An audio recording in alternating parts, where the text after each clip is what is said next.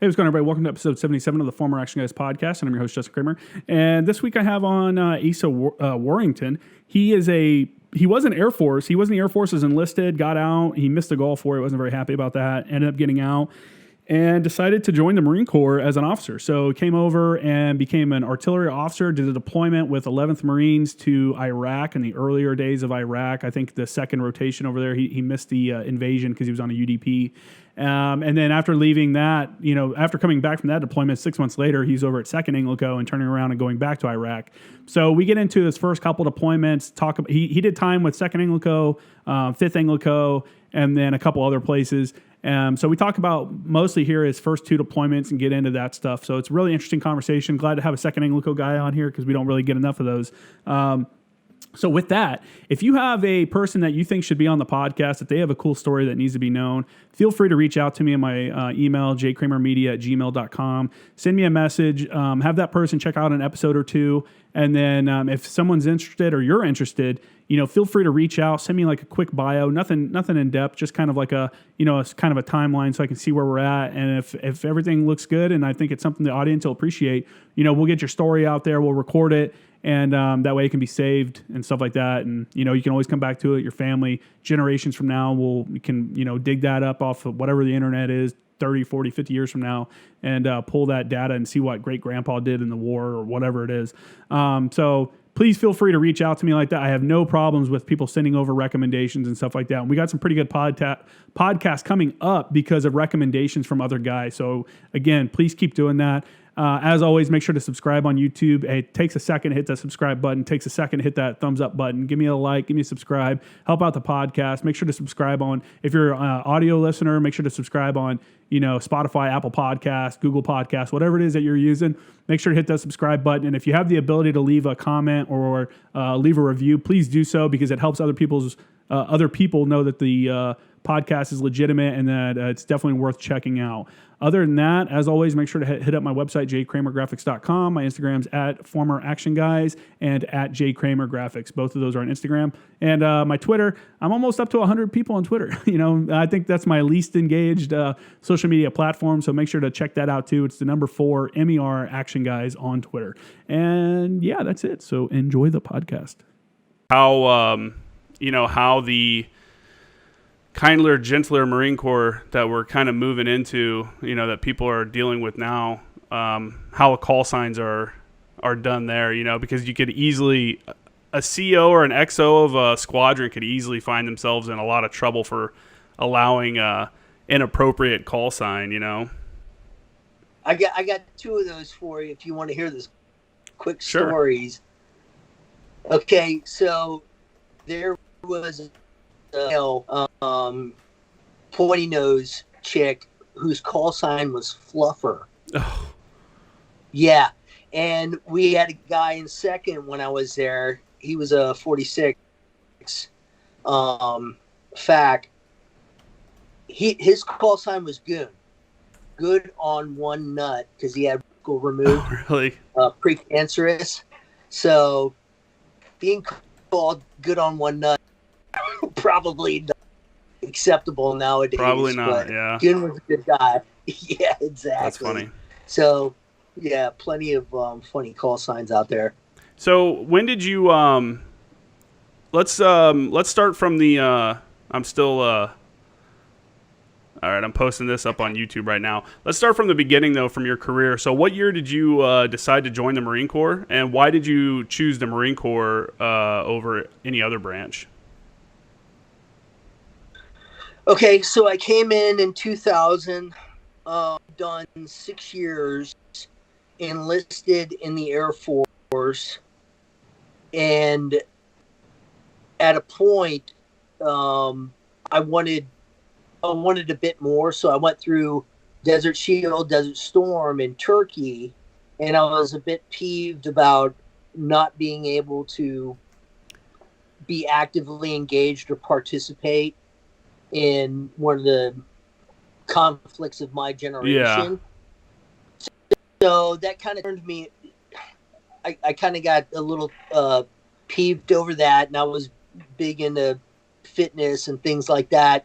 And so, I made the decision I need to this is during Bill Clinton's era, so they were, cutting back on and funding and all this other stuff. So I just left the Air Force outright, Mm-hmm. and I went to college. And my junior year in college, I came to the conclusion. I said, when I was on active duty, I met so many as far as quantity and quality of people on active Mm-hmm. duty. And I met some good friends, had some good friends when I was in college. So that wasn't as much the issue, but being able to deploy, go places, be around people that didn't focus exclusively or predominantly on making money, and their lifestyle wasn't like that, right? Mm-hmm. So my junior year, went and talked to some recruiters. I went and talked to the Army recruiter about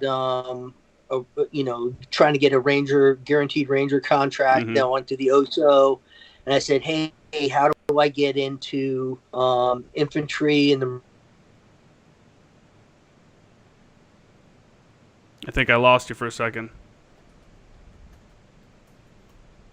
Marine Corps? Nothing is good. So eventually I said, you know what? If I want to be involved in real rules, the only way or the higher probability of being able to do so is just be a Marine. Mm-hmm. Whether you're afloat or whether you're wearing the uniform, you're probably going to have a much higher probability of doing some exciting crap, having really some stories to tell when you're done with it after 4 years, whatever. Yeah. So joined the Marine Corps, kind of rolled the dice, obviously,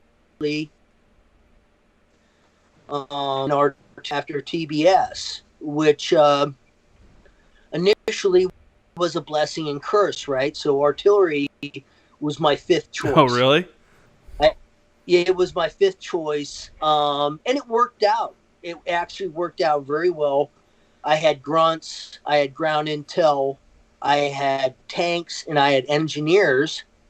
So armor, if you get that, it's guaranteed. If you do engineers, that's a crapshoot. You could do combat support, ESB kind of stuff, Mm-hmm. or you could be, combat engineer. So that, in hindsight, that was a gift. Intel,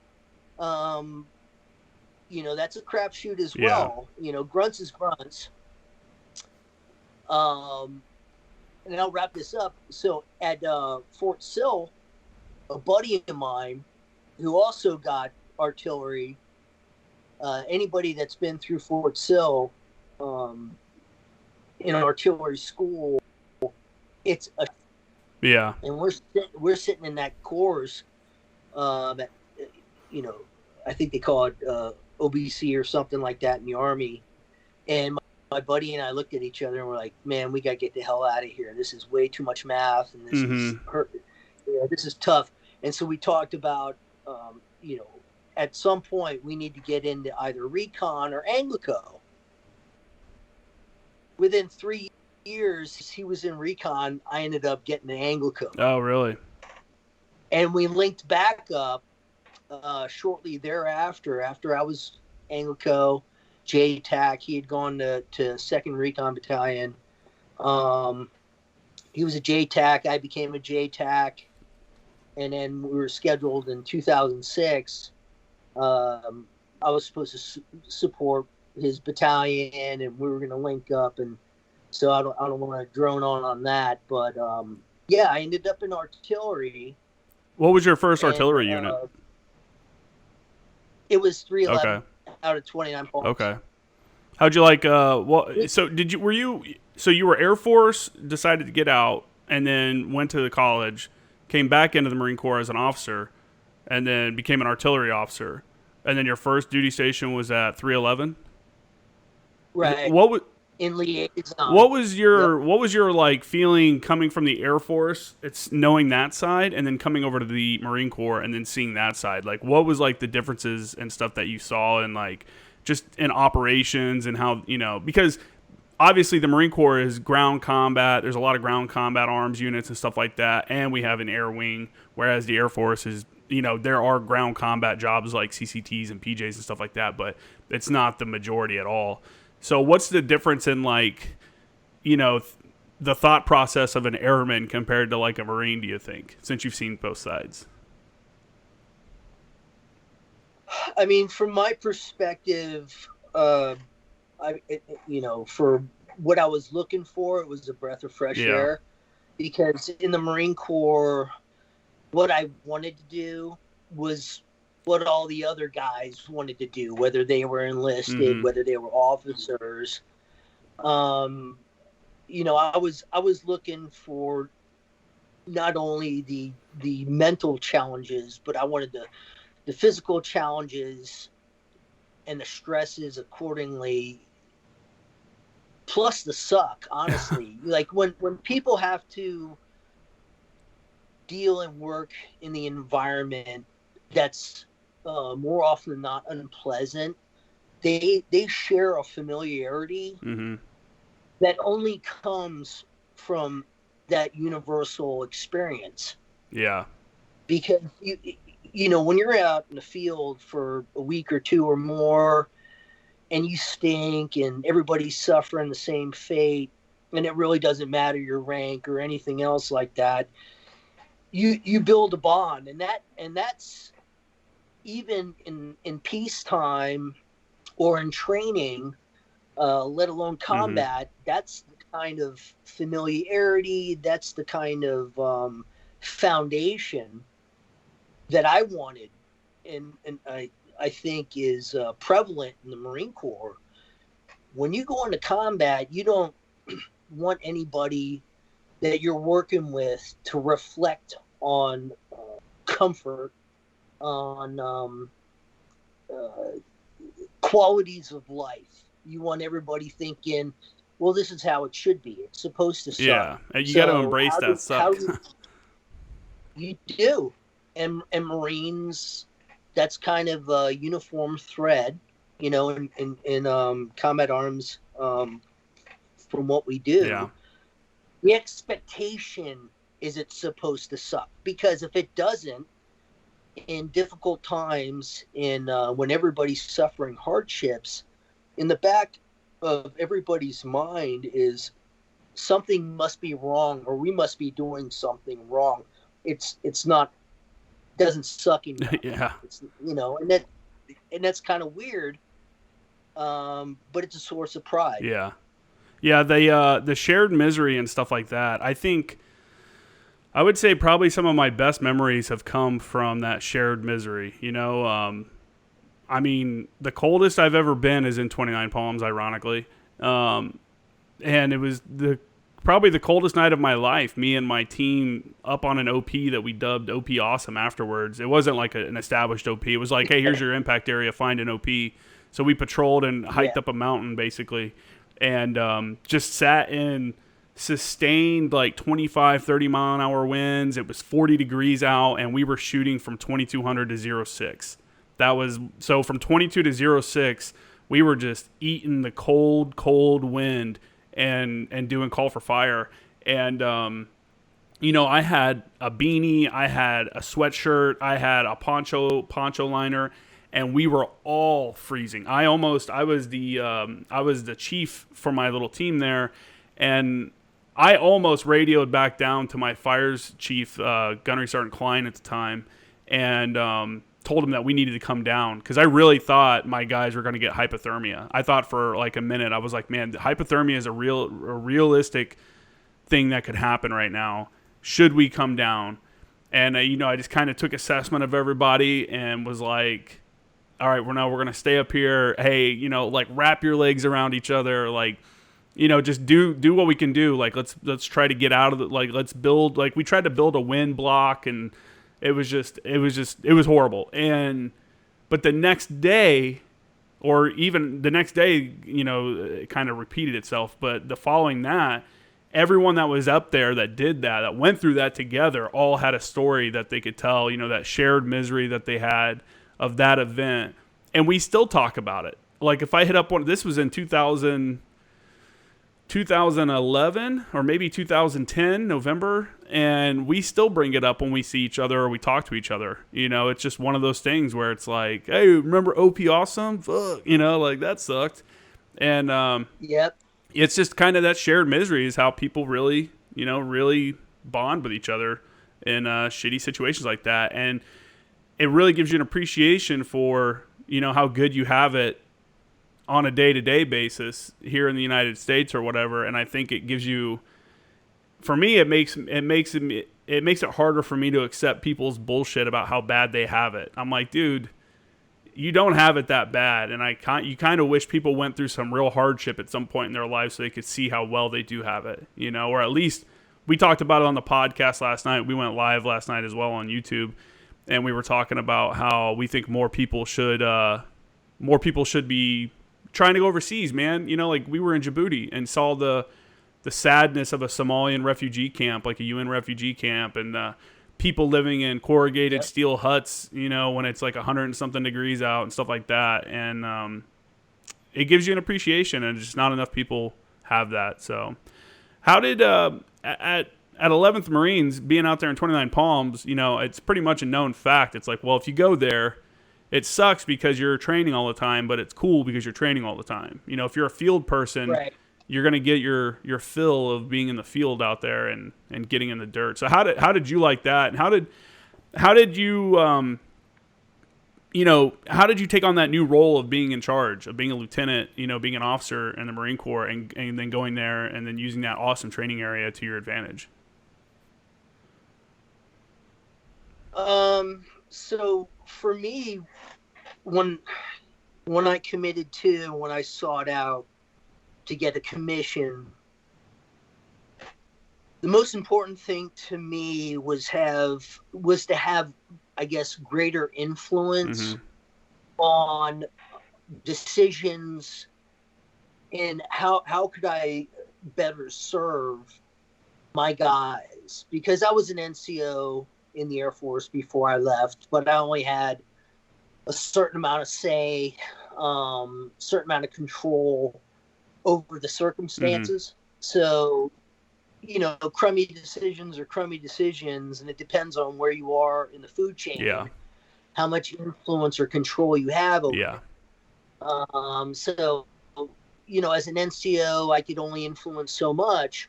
And, in the back of my mind, I'm thinking, well, shit, as an officer, I got to have at least a little bit more control. I can really, with the background that I had as an NCO, I'm like, okay, at least I can influence things a little bit more so. Yeah.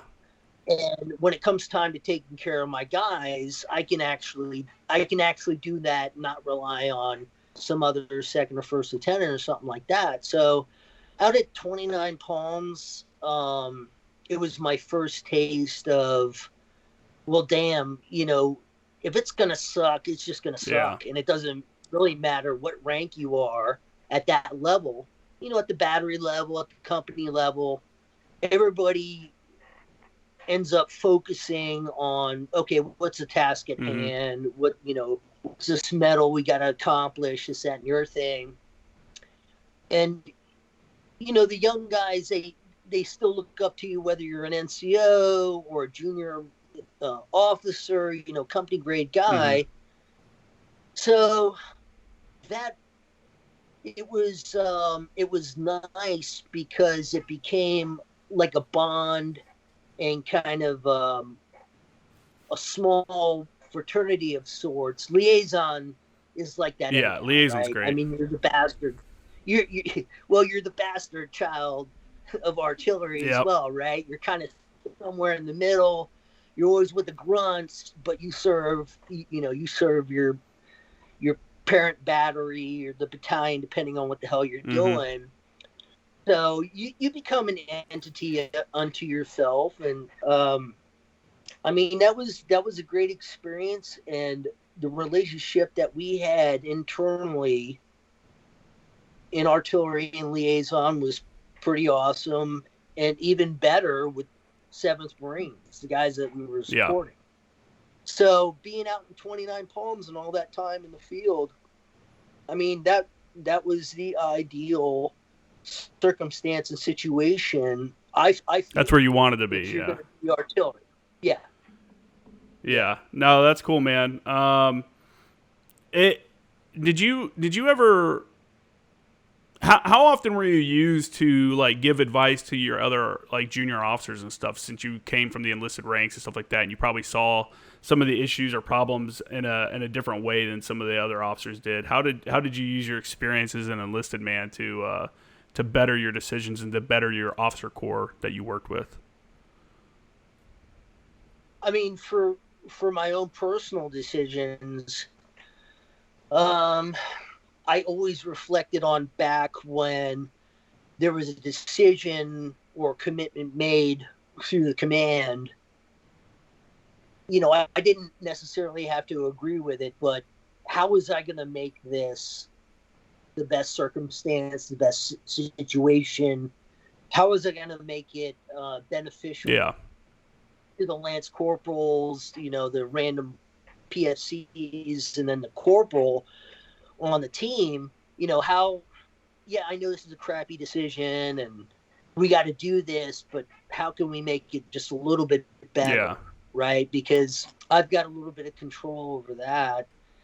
And then when we're, you know, working with the grunt counterparts, you got to listen to the young guys. You know, I've never been a communicator in 06. I've never been an RTO. Never been like a 19-year-old 0861. Mm-hmm. So you got to, you know, as these guys develop and you want to influence them, like whether it's standards on comms, like being clear and concise, whether it's fires, eventually these young guys get really good really fast because that's their day in, day out bread and butter. Yeah. And they never want to show their ass, and they want to get to the next level of proficiency, and they want to improve and impress the staff NCOs and liaison, and you know they take pride in what they do. So you kind of foster that, and then on the backside, you always want to give them opportunities to speak up and do what they can do, because they're going to do really well at it. Yeah. You know, by the time they're corporals, by the time, you know, you get the young guys and they're passionate about what they do, and they're being a Marine, they're, you know, doing the Marine thing, and they're not, you know, Marines, in my experience, they don't normally want to do anything half-assed. Yeah. And they appreciate the fact that the more proficient they are, the more knowledgeable they are, it gives them more credibility, and they got a lot more latitude and flexibility, and you want to foster that shit. Yeah, you know? for sure. Hey, man, what are your ideas? What do you want to do? And let's go with it. Let's, you know, we're out training. Let's make that happen. Yeah. So. Yeah, I think you're right, man. I think, you know, what you're saying about guys don't want to do stuff half-assed. I mean, there's obviously guys there's a 10% that don't really care, they're not going to do something unless you tell them to, kind of deal. But, you know, I kind of had less of that experience when I moved. I'm not sure how long you've watched, or if you've watched the podcast too much or anything like that, but I was a motor team mechanic, and everyone at 2nd Maintenance Battalion was miserable. Everyone. Now, we would do, I think we did a pretty good job working on trucks and stuff like that. But anything outside of that was just like, dude, what? You know, we were just so miserable. You know, you're a Marine, but you're a fucking mechanic that turns wrenches for like, you know, 10 hours a day. You know, You never go to the field, you never go to the range, you never do anything. So I guess the thought process there was different. And then when I moved to 10th Marines, and it's funny, I got there and people were like, this unit sucks, I'm so miserable. And I'm just like, dude, I am so happy to be here. Like, we get to go to the field next week. Like, that's so cool, you know, because that's all the stuff I wanted to do when I joined. I didn't want to be a mechanic, you know. I was open contract, and I ended up being stuck there. And I was just like looking at the dudes at 10th Marines, like, dude, if you knew where I came from, you know, like where we would come in and do PT at 5 or 5:30 in the morning for an hour, and then by 7 o'clock we were in coveralls and getting ready to start working on our trucks. And you worked on trucks until 1700. You know, you got an hour for lunch, and then that was it. And then all day you're just turning wrenches. And I'm like, the monotony of that. I mean, there's obviously stuff that's good about that, and a lot of people enjoy that work, and that's, good on them and stuff. It just wasn't for me. But coming from that to 10th Marines and seeing what it was like to like go to the field and like, do combat arms stuff, do call for fire, shoot guns and stuff like that. It was just like, this is where I want to be, man. This is like the place to be. And I think because the work actually involves, it's a serious job. It's like, yeah, it's fun to do call for fire, but the reality is in real life, when you're doing call for fire, you're either killing people or trying to save your own self, And I think that adds its own level of seriousness to the job that no one has to really explain to you. Like I think once you kind of understand that's what you're there to do, I don't know, you take it more seriously and you take more pride in it. And I will say that at 10th Marine, I was never at 11th Marines. I was at 10th Marines, and then I was at 1st ANGLICO as a FO. And at 10th Marines, I will say that the scouts took pride in being good scouts. If you weren't a very good scout, they were going to let you know. Like the other scouts were going to let you know that you suck. And it just became a thing, man. When you go to the field, it was like, who can get the most accurate target location? Who does the best call for fire? Who can get the radio, And it's just a level of professionalism that I was really impressed with while I was there. And I know we all talk shit about ourselves and like, this unit sucks and so sucks. But we're our own hardest, we're our own worst critics. And even our guys that like suck, are actually pretty good when you compare them to people from other nations and other armed forces and stuff like that. So what are your thoughts on that? You kind of see the same thing when you moved into the artillery world? As far as like the 0861 community and the 06s, like are you asking about like the RTOs? I just feel like JFOs that we have now. I just think being a liaison kind of drove people to be more professional than they would have been. Like an 0621, a radio operator at a liaison section is expected to, a Lance Corporal or Corporal radio operator is expected to do way, way more stuff than a Lance Corporal radio operator that's like with regiment, that sits in the comm cage and fills out record jackets and stuff like that. So I think that higher expectation that we put on guys drives them to be just better people overall and better like professionally. And so what are your thoughts on that? Do you agree or disagree? Absolutely. So, initially, all the work that I did obviously was with the grunt community, the O3s and stuff. And, they don't really cut each other much slack. So you want to step up to the plate, and you're always striving to exceed those expectations. And that's your scouts, your 0861s, your communicators. You want to set them up for success, for sure, because they're around a bunch of grunts, and the grunts aren't cutting each other any slack. It's not waiting to get out to the field before refining and correcting problems or proficiency in any one MOS. If you're on the hooks, clear and concise, get it done.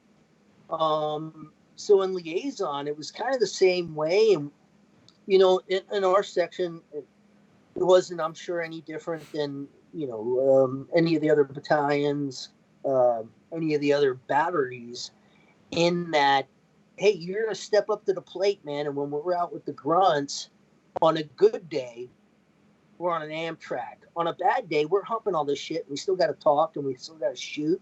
We got to communicate. And we got to support these guys. Because if we embarrass ourselves, you know what? It's gonna be known to everybody, and then next thing you know, you're not going to be able to do what we all viewed as Marine Corps shit. Like, you want to be a Marine, it's supposed to suck, it's supposed to be tough, but we're supposed to get this crap done. So even at the worst of times, be the best and be better than the guy next to you. Who's your competition? Yeah, the expectation in the infantry is like when you show up there, you're an attachment and you're there to add to the fight.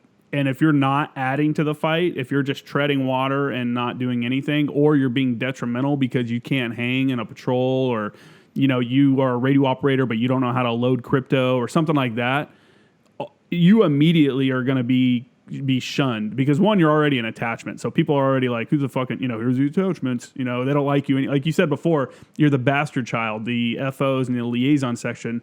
You fall under an artillery unit, but you work with the infantry, and neither one really like you because neither one are focused on you and what you do. And there have been plenty of fire support teams that have deployed with infantry units that have showed their ass. And the issue about that is that the infantry officers see that and stuff as platoon commanders and stuff. And now when they're become a company commander or a battalion commander, they remember, hey, those fires guys kind of suck, so I'm not really going to rely on them. So now, not only are your actions affecting you in the moment, but you're affecting people down the road that are also going to be working with this, because you put a bad taste in a whole group of people's mouths because you couldn't do your own job. And yeah, man, that's a serious issue. And I think overall we do a really good at 10th Marines. I felt like we did a really good job of keeping our guys, up to where they needed to be. And if someone was falling a little, below where we'd like them to be, then we would just not deploy them. There were plenty of guys when I got to 10th Marines in 2009. I got there at the end of 2009. There were plenty of guys that wanted to deploy. Like there were a couple guys that didn't want to deploy.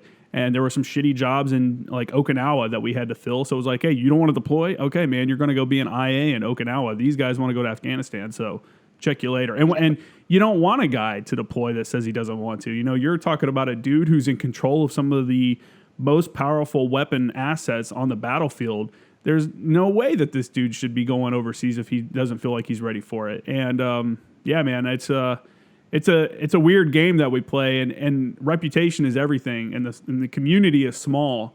And it's like one of those things, like if I don't know you, I probably know somebody that knows you. Like I could probably reach out. Right. And I don't know how you guys did it, but I know if we sent a questionable person to a different unit, like if they re-enlisted or whatever, or if they just got orders to a different unit, I would definitely call ahead and be like, hey, man, here's who's coming. I know their record jacket doesn't come with them, but here's who's coming, and here's some of the issues that we've had in the past, so just kind of be ready for that.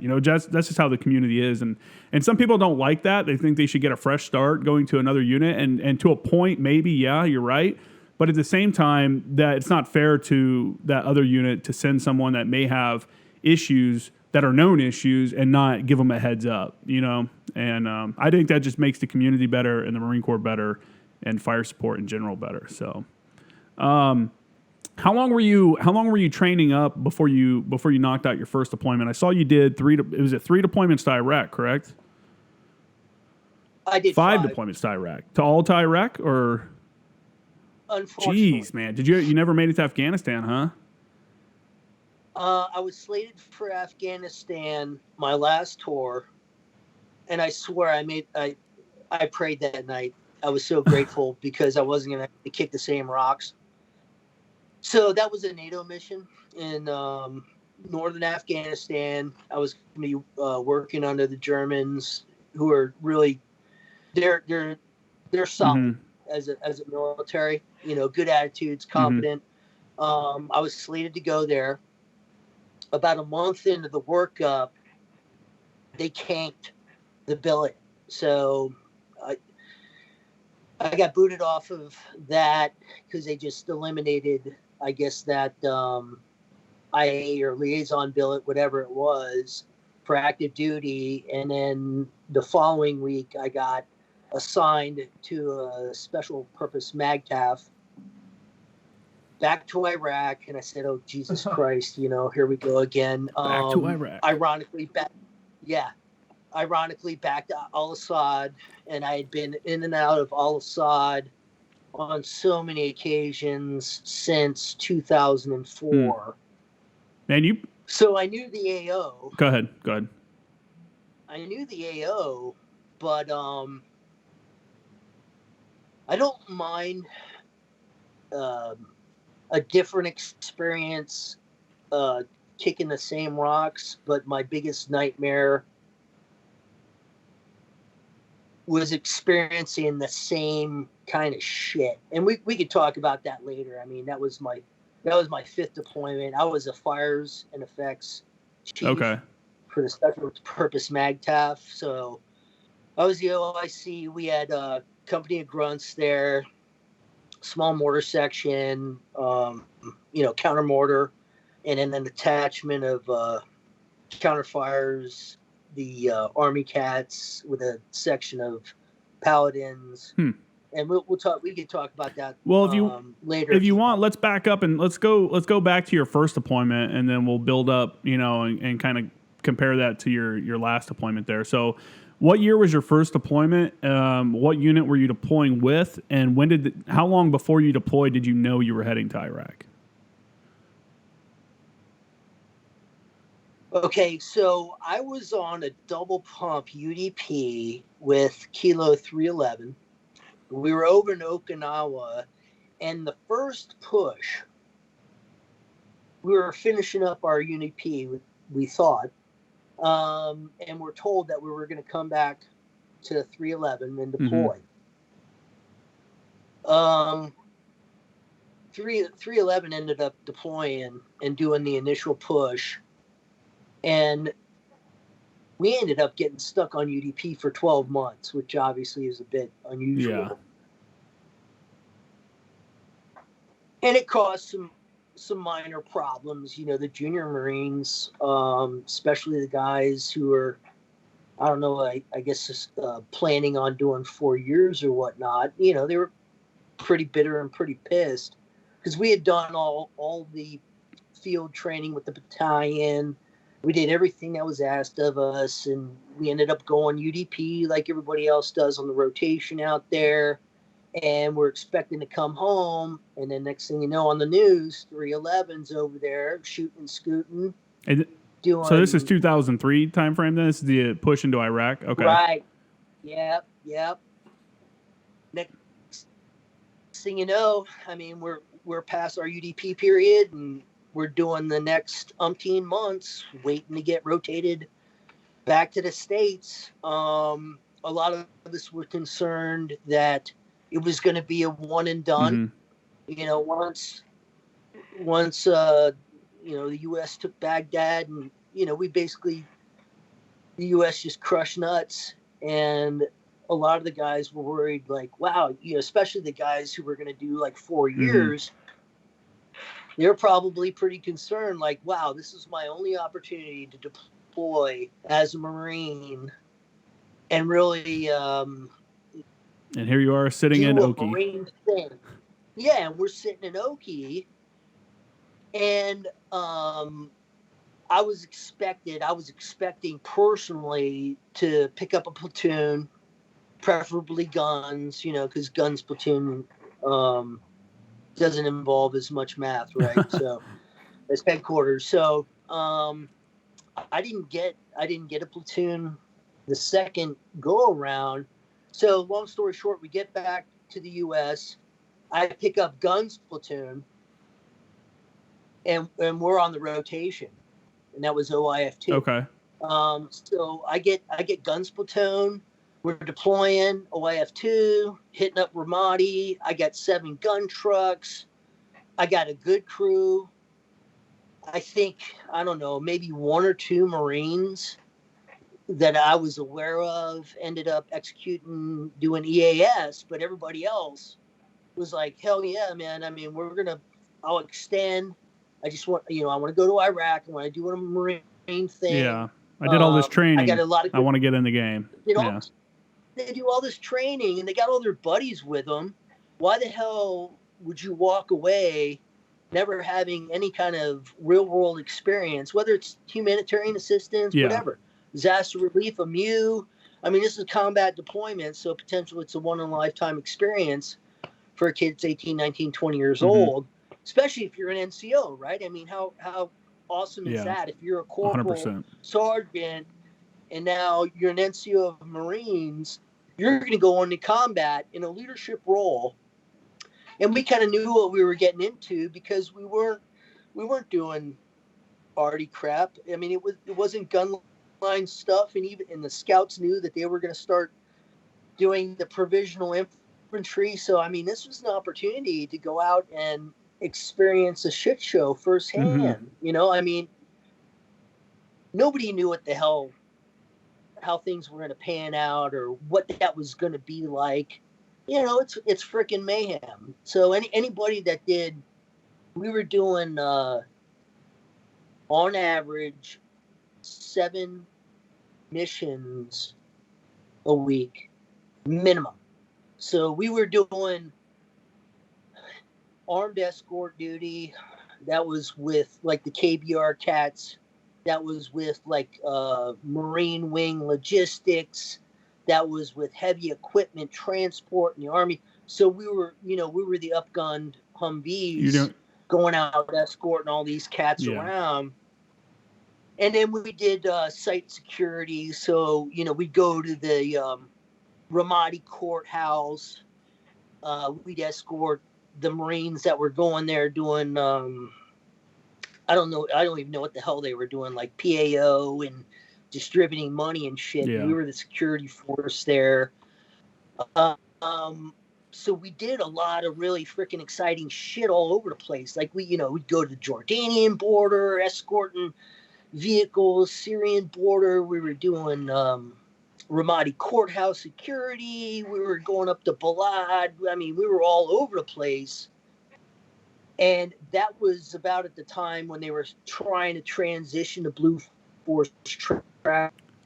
Unfortunately, we ended up in my platoon using a shit ton of the paper maps. So that was probably the last time that we were using the old school navigation kind of crap. Yeah. But that was absolute freaking mayhem. So whatever, if you want to talk about any of that experience, we can go more in depth or whatever you want to talk about. I'd like to ask you, like, when you were in Okia on the UDP and you saw that the invasion was kicking off, how did you feel knowing that you sat through the Gulf War in Turkey and you missed that one because of your location?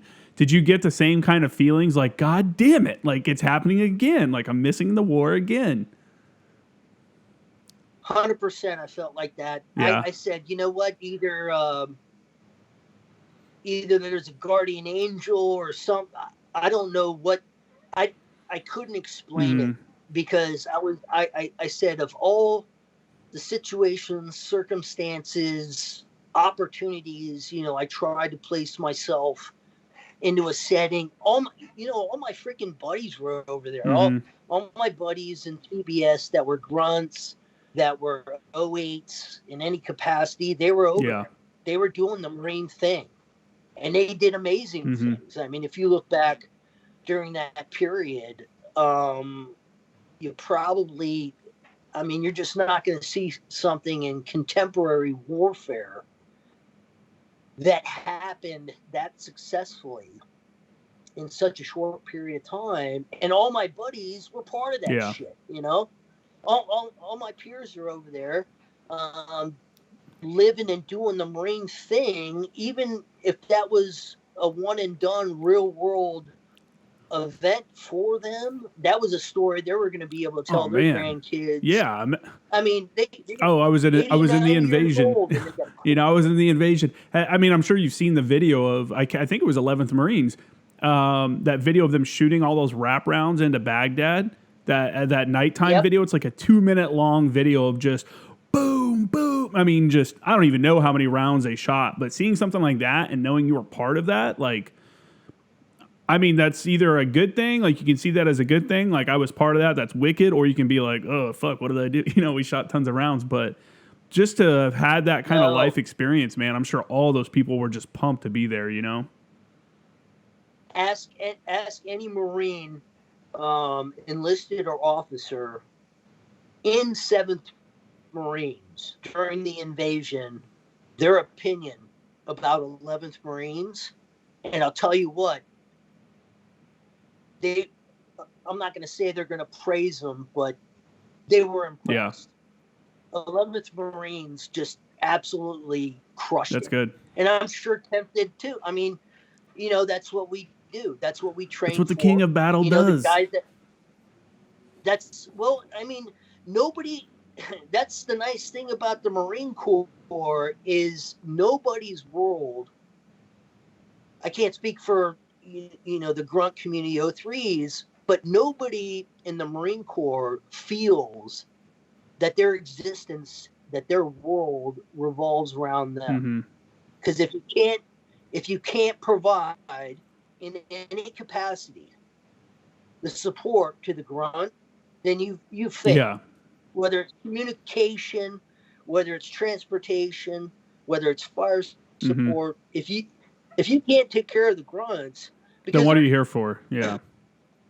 A grunt's not going to stop. You want to make sure that they got their ammo. You want to make sure whatever fires they need, they get. Whatever air support they need, they get. That's the whole reason that every Marine, everyone exists. in the Marine Corps exists to support the riflemen. That. Yep. And they appreciate that shit. When you're good at what you do, you're part of the family. It's nice. You know 100%. What I mean? Have you seen that documentary, Severe Clear? Have you heard about that? No. I don't know what unit he was with, but it's an artillery officer who documents, I think he has an old school video camera, and he documents his unit going on the Mew, and then they get sent to the invasion in Iraq. And he's with I want to say he's with Trax during the invasion. He's either with Trax or LAR. I want to say it's Trax. And it's a kind of an obscure documentary. I'm not even sure where it used to be on Netflix. I don't know if it is now, but the video in that shows him cruising through Iraq, doing call for fire. I remember the scene that sticks with me the most is he's up top on the track. I think he's got the camera facing him or something. He's got it set up somewhere. And he's doing a call for fire on a position, or he's looking at a position that needs a call for fire done on it or whatever. And he looks down in the track and you can see the scout and he goes, "Hey, blah, blah, blah, I need you to put a fire mission on that target right there." And the scout looks up and he's got two handsets. He's like, "I'm doing two missions right now, sir." Like that. And if you haven't seen it, that's a really good. The first 30 minutes is kind of dumb because it's like, "Oh, look, my gas mask." He's going through his gear and stuff because it's his first appointment and he's all excited. But beyond that, once you get into the OIF and the invasion part, really crazy documentary. So you might actually know the guy. You got to check that out. But I will. Yeah, man, just to have been in that moment where you're living in the vehicle. The people around you are your family pushing through this country and I don't know, man. It'd be weird. It'd be a weird thing to have invaded a country. And I always say, I did 5 deployments as well, but mine were I did one Iraq, which was as a mechanic, to TQ, in 2009. So nothing crazy there. A couple mortar shots, 2 to Afghanistan, and then 2 on ship. And I always said, the guys that did the early OIF, the early GWAT stuff, those guys, I just can't imagine the stuff they went through, having to deal with IEDs and Humvees with no armor on them, basically, having to deal with the beginning of the fighting where all the fighters were all pumped up on that side too, on the enemy side and our side. It was all oh shit, here's the war. It's just, I think they've done so much more than I've ever done. It's just crazy to think about, guys like you, 5 deployments to Iraq. That's just insane. So what was a moment from your first deployment to Iraq that really kind of, when someone says, "Hey, what was your first deployment to Iraq like?" What comes to mind? What's the first thing you think about? Is there a single event that really stands out from that deployment? I got a couple. It depends on what kind of event, kind of experience that. I'll give you one. So it seemed a bit disorganized. I was blessed during my deployment.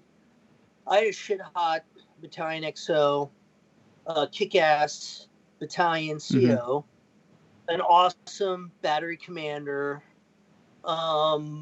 So I was fortunate. I don't know what it's like to serve in kind of a shit show of a command. So I was lucky, but I'll tell you a short story. We're running around all the goddamn time because I guess there's never enough gun trucks on the road and all that other kind of shit going on. So S3 is like, hey, you guys need to get up to Balad. I think it was Cap Anaconda at the time or whatever. And we're operating out of Ramadi, and we do a mobile MSR Shark, and then we go north. And I always forget the name of that goddamn MSR running north and south through Baghdad. But long story short, so we're heading westbound, and at that point in time, things that had started getting quite a bit more crazy. Like there was just a lot more activity throughout the AO and Ramadi, in the sense that the logistics trucks became bullet sponges. Before it was like, we got to do there was a lot of IED attacks and sporadic half-ass ambushes and crap like that, but things started ramping up. So we're trying to make it to Balad in short order, because this Army logistics unit was waiting for an escort, and they needed to get down to TQ. So we haul ass out there, and we're going up MSR Shark, or I think it was ASR Shark. And ASR Shark takes you underneath Michigan, which is an overpass. We turn off mobile, and as soon as we turn off, there's a KBR truck, a fuel truck, on the overpass with a big ass hole in it, and there was fuel coming out that was on fire. So, I'm in the first gun truck, when my guy's behind me, and we stop for a second, and there's all this kind of crap in the road. Like you could tell it was intended to slow vehicular movement. It's kind of like this homemade serpentine kind of shit to try to slow down vehicles. I'll try to keep this short. I don't want to drag the story on. You can go as long as you want, man. It's a podcast. So the fire. Okay, that's cool. So the fuel's coming out of this KBR truck. There's nobody around, so I hope that guy made it out just fine. We had to drive under that overpass, and it was kind of like, fuck it. What's the worst that can happen? We got 50 cals, 240s, Mark 19s. We got nothing but Marines with shitloads of fucking ammo. Whatever we need. We were loaded to bear. So we went under the overpass. As soon as it was like my third gun truck, made it underneath the overpass, and we're making it through this hokey ass debris wannabe serpentine. You got what I would call like apartment complexes about 75 to 100 meters off on the east side and the west side of the ASR. And all of a sudden you start getting all these freaking muzzle flashes. We start taking rounds, and I got what I'll categorize as like a Suburban, back at like, I don't know, 7 o'clock, 8 o'clock, with the tailgate down, with a belt fed in the back of it, and we got this Mercedes or black BMW behind a tree line around like 4 o'clock. And maybe that guy's just watching or making videos or something like that. My gunner yells down. He's like, "Hey, sir, I think they're firing us." I'm like, "Hey, let her rip, man." So next thing you know, we just keep trucking through. And, it's beneficial to have a serpentine up until a point. It does, people can't get terribly anxious in that, because you got to deliberately make your way through. So it helps us slow down. Well, it helps my gunners zero in on targets. There's onesie twosies on a roof, there's people in windows, there's clowns behind corners of the buildings, because it's a stretch of about maybe 500 meters of these apartment complexes. And my guys just let them rip, man. I mean, all my gunners were kind of having a heyday, because there's no civilians running around. all you got to do is look for muzzle flashes. And so I had guys that were engaged in that Suburban or whatever that SUV was. I had guys that lit up I found out obviously after the fact, when we're talking about it, they were lighting up this BMW because sure as shit, if you're hanging out videotaping or recording or directing the action, you're part of the fucking problem. Yeah. So we're just lighting up all kinds of shit. We get up to Balad, so I'll wrap this story up. We get up to Balad, and I report in to the CP up there. It's a bunch of Army cats. I said, hey, my guys are here. We're supposed to escort a unit back down to TQ. And they're like, hey, that unit's not here. Plus, you can't go back down to TQ because all hell's breaking loose. And there was some major ambush on ASR Shark. And I thought for a minute, and I'm like, when? And they said, about, just before you guys arrived, about 15, 30 minutes ago. And I'm like, yeah, that was us. What's the problem? I just need more ammo. And the people in the CP, with the exception of there was a Lieutenant Colonel Marine L&O with them.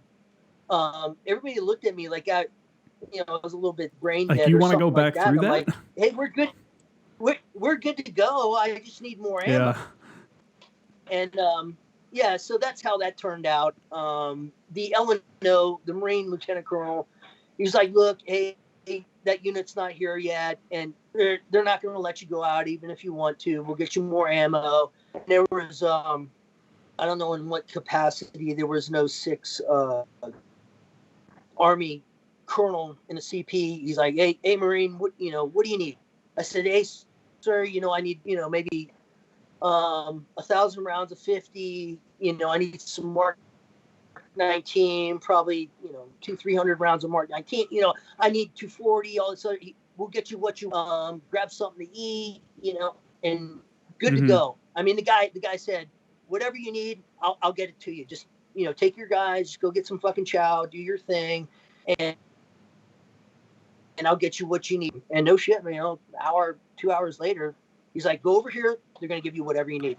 So I guess that was an That's experience. cool, man. That's like, it's weird how the Army, sometimes you run into units like that aren't as aggressive. You know what I'm saying? They're like, and they look at you like you're over aggressive. You're like, dude, we're at a war right now, right? Like we're not here to like hang out. Let's like get this shit over with, and part of that is taking the fight to the enemy, like, right. So that's funny that, that doesn't surprise me though at all that you guys push through that. And then it's just such a different like mindset. And the problem with the Army is that they're so big.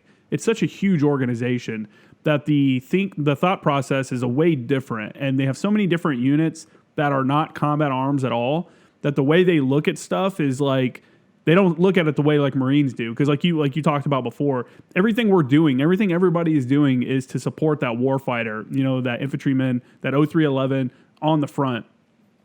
Or, someone like you that's now, on the front doing that provisional infantry job.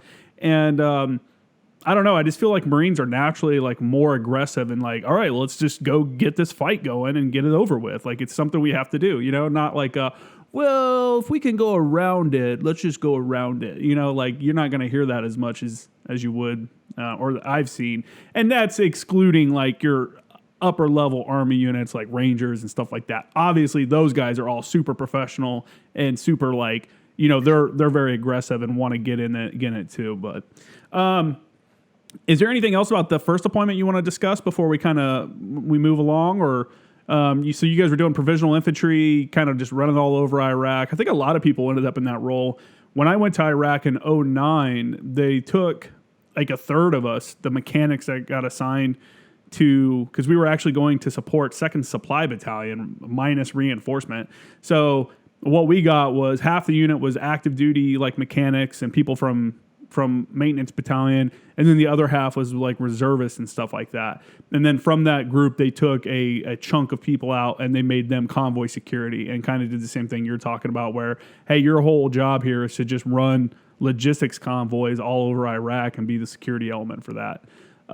Which is cool because, it kind of reinforces the fact that, not we all laugh at the every Marine is a rifleman, kind of mantra, like, okay, haha, because we all know guys that are definitely not anywhere near being, the quality of a rifleman or something like that. However, I do think a good majority of Marines are ready to go into combat and are ready, even if they're not an infantryman or not a combat arms person, they're willing to do the training and go out and go do like a convoy security or provisional infantry and stuff like that, and will accept that role. Whereas I don't think, some other branches may not. If you tell like a admin person in the Air Force, like, hey, here's your rifle, you're going to be running and looking for IEDs and stuff like that, they're going to be like, what? Like, what are you talking about?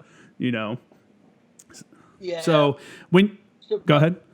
The only other experience, specifically for that first deployment, that I would be interested in sharing is running around as an upgun platoon was easy peasy. Like, that was probably the most simplistic and most desirable task that you had. We went out and supported the Seabees. They were trying to repair a bunch of the bridges that were getting blown on Mobile in Michigan, because that's really all the insurgents AQI really had to offer up to that point, because it just kept getting their ass handed to them. But really, personally, like, almost the greatest concern that I had, specifically in that first deployment, was escorting somebody that had their own weapon systems. Really? Because they traditionally and were often not expected to conduct training to kind of shoot and move. And, some of them did better than others. And I never had a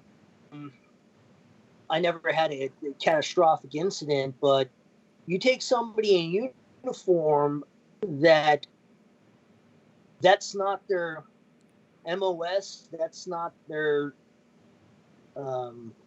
secondary job, they're not really concerned about that. It can be scary to be around people with a trigger that don't know what they're doing. Yeah. That's, that's kind of one of those things that you just have to kind of get over, because you're working with especially in a job like that where you're doing convoy security and you're working with so many different units. You never know who it is you're supporting, and you're right. You never know who you personally, as someone in charge, are you've already vetted and you've worked with all your guys and you're comfortable with their abilities. You've seen it. You've gone to the range. You've seen them shoot. And now you get a group of people that you don't know who any of them are. You don't know if they understand basic, like, commands. Hey, do you understand how to counter the ambush? Like, it becomes an unknown in your little formula of how do we get from point A to point B without getting killed along the way. And that's, right. I guess that's just one of those things you just, you can never get over it. It's like, you're always going to deal with something like that. And it works. Oh yeah. Yeah. It ends up working out, man, which is nice, Yeah, like I said before, we are our own worst critics. So even the people that aren't great are still generally pretty good people. I mean, compared to some of the stuff I saw working as an Afghan army advisor, working with those guys, it was like you really appreciate the professionalism and capabilities of the U.S. military and the people that work in the military. So this first deployment was what, 2004 then? What was the IED threat there? You did say that there was an IED threat. How did you see that threat at the time? And then I'd like you to kind of let's transition to your second deployment and kind of how the IED threat increased from that first one to second one, if it did at all. Okay.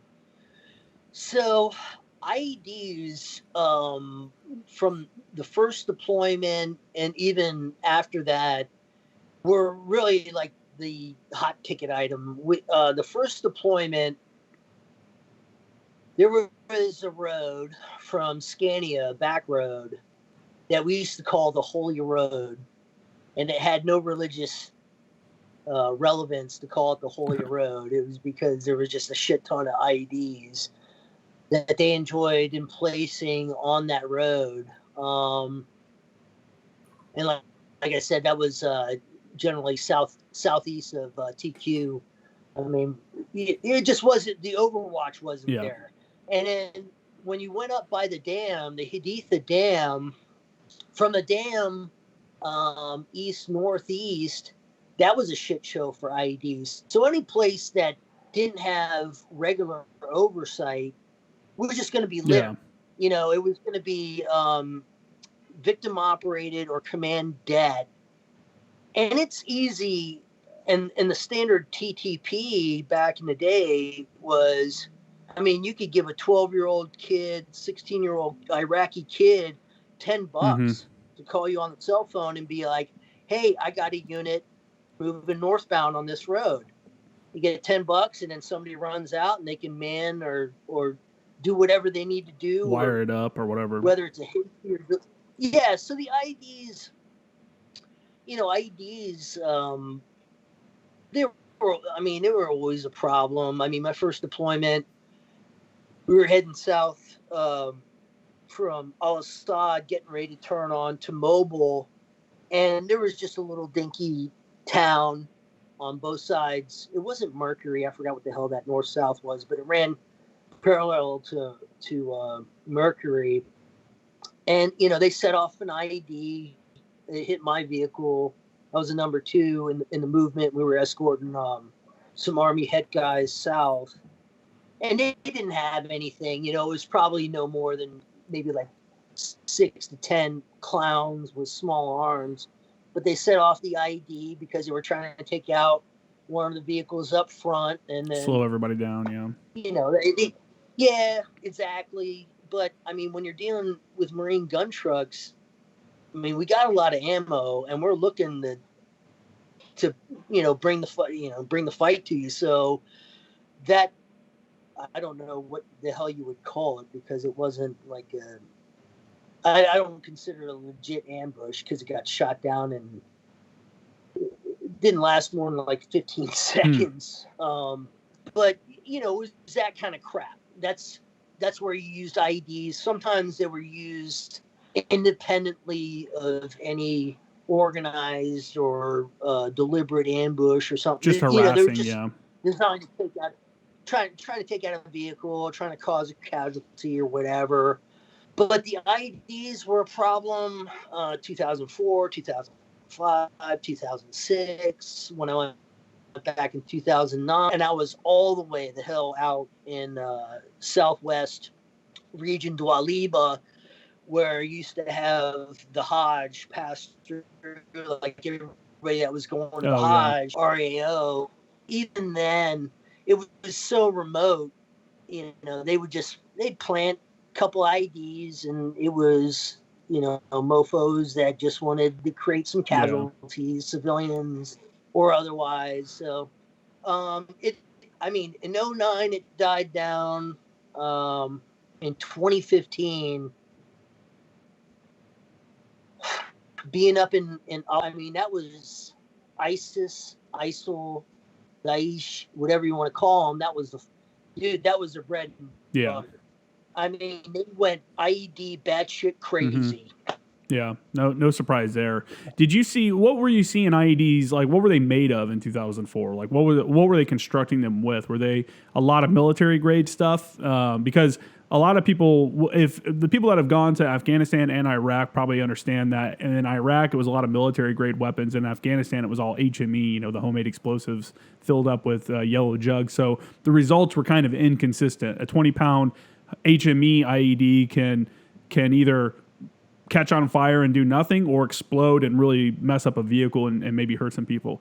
So what were you kind of seeing over in Iraq in the 2004, 2005 timeframe? I would say almost exclusively military. Yeah. So it was going to be Soviet era mortars and artillery pieces that were churched up. Some were enhanced, some were not. Some much more effective than others, but the quantity of freaking ordnance in that country is mind-boggling. Yeah. So I'm pretty damn sure they never ran out of 30, 40, 50-year-old indirect fire munitions to dig up and wire. Even in Al-Assad, for a couple of years, there were a couple outlying munitions storage spots that we would watch, but there was munitions everywhere, man. I mean, you're talking 500 meters a click away from the main gates at Al-Assad, still rural, but still considered part of Al-Assad, that had MUNS sites with freaking, 152 millimeter arty rounds, all kinds of crap. You know what I mean? So whatever they wanted, they didn't have to get creative to build shit, and they made some monstrous shit, man. If they could fit it in a vehicle,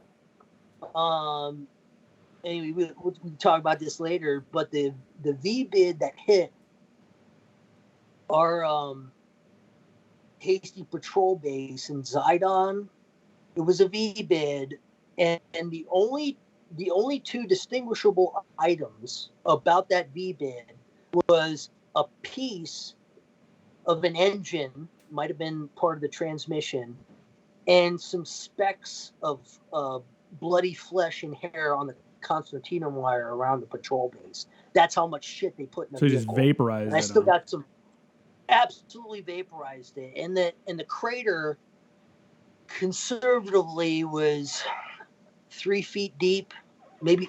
So we're talking like a sedan that's so loaded to the gills, and the guy was able to pop it off.